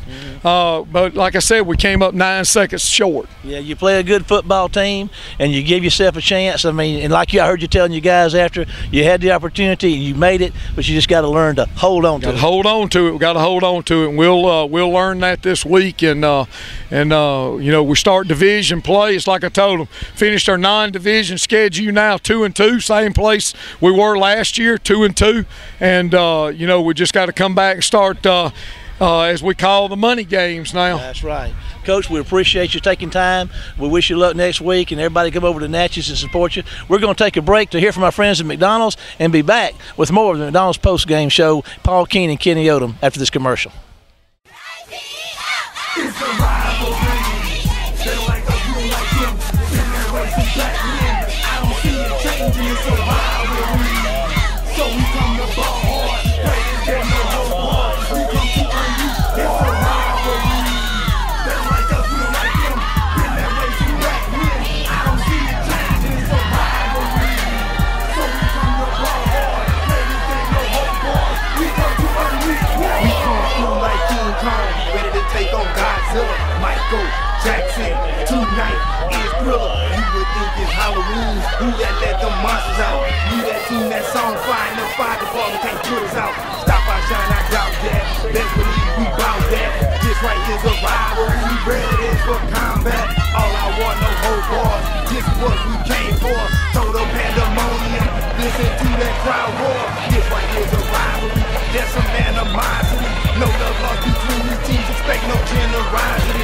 They don't like us, we don't like them. Been that way since back then. Battle after battle, and I don't see it changing. It's a rivalry. They don't like us, we don't like them. Been that way since back then. I don't see it changing. It's a rivalry. So we come to ball hard. Players ain't no whole ball. We come to earn you. Welcome to the McDonald's post-game show. Kenny, we're kind of adjusting on the fly here. Like Coach Mangum and his team made adjustments along the way tonight. We're making adjustments here. We don't want to get the lights turned off on us down here in Gulfport. We want to do the thing. Paul's over here working like a madman. He'll be joining us in a minute. But, final reflection on the contest. Kenny, you heard what Coach Mangum had to say. What do we say about a game like this? We hooked a big bass. We had him in some weeds, and we let him shake the lure. We let him get away. Just so much in the first half. We dug a pretty deep hole, gave up 21 points, went in 21-7 at the half. We come back out in the second half, and we started to get pressure on the quarterback middle to late part of the second quarter. We didn't do that in the first quarter and the first probably 6 minutes of the second. But we come out in the second half. We go down here. We turn the ball over down here on that first drive in the third quarter, but we turn around and get it back. And we take it in and punch it in, and so we close the ball game up. And we finally get an opportunity to go up 31 to 28. And last 9 seconds of the ball game is like Coach Mangum said. We won all of the second half except the last 9 seconds. And again, I think it is a heartbreaker. It is a heartbreaker, but what you can do, and even though I find so much hope in the way that these kids continued, in the way that they came back and made these plays in this second half and put themselves in the position to win it. That far, to me, outweighs the negative of having that big pass play at the end. Oh, absolutely. I mean, you can fold a 10 up 21-7. I mean, if your attitude's wrong, that's a reflection of the coaching staff too. You can talk about the kids and how great they do, but that is a reflection of a coaching staff that instills in these kids fight, and they did, and they fought and clawed their way back into the ball game. But they just couldn't hold. It was just Gulfport's night. Paul, statistically speaking, you got the halftime stats. I'm sure it's a whole lot different than what it was at half. Yeah, a lot different. Wayne County, 25 first downs, 201 yards rushing, 210 passing. The 4 picks and the 1 lost fumble proved to be the difference. 12 penalties for 80 yards, 2 punts, 6 of 13 on third down, 2 of 3 on fourth down. Individually, David Hodo, 83 yards rushing, DJ Sims 71, Hodo 16 of 30 passing for 210. His favorite target, Deshaun Phylon, 8 catches for 82 yards. Cortland Sims finally got the tight end into the offense. 4 catches for 50 yards. DeJarvis Chambers, 3 for 36, but he was double-teamed most of the night. For Gulfport, 20 first downs, 19 yards rushing, 333 passing on 29 of 46, no fumbles, 7 penalties, 4 of 14 on third down, 2 of 5 on fourth down. Individually, Kadarius Pennell, 10 tackles, Ronald Ollie, Tremont Lofton, Jamal Poe was 7 each, Tyree Evans, Keyshawn Cooley was 6 each. Ronald Ollie, Benito Jones with sacks, Tyree Evans with 4 pressures, Benito Jones with 2 pass breakups, and that's an adjustment that the defense made. You know, about midway, late in the second quarter, they started telling their front 4, get your hands in the air every snap, and it started making a difference in the passing game for Gulfport. One interesting observation that you shared with us was the handling of the ball coming in and out. That really made a difference too. It really did, and Will Mason just point blank asked the referee on our side, said, why is it taking so long to set the ball and let us run the play? He said, because we keep changing the ball out. So Jay Blackledge he turned to the ball boy, to Crow Hop, as he's affectionately nicknamed, and said, quit giving them the ball. Just quit swapping out the ball. And they did, and all of a sudden you saw the offense pick up. Well, it was quite a night of football. I mean, one of the most exciting games that we've been in a while, and a lot to build on as we get ready to head into district play next week when we travel across Highway 84 all the way to the Louisiana line to take on Natchez. So let's make the trip to Natchez next week to support your Wayne County High School War Eagle footballs as they begin district play in their run at an opportunity to go to Jackson. Thanks to all of our sponsors, and we'll see you next week for more Wayne County High School War Eagle football. Down and take it in, enjoy this moment. What's the rush? They wanted back, but we wanted more. This is what we've been waiting for. With tears in our eyes, we let our hearts roar. Unleash war when we walk out this door. We won't be delayed, we won't be denied. In the end, we won't refuse with clear eyes, a full heart. That's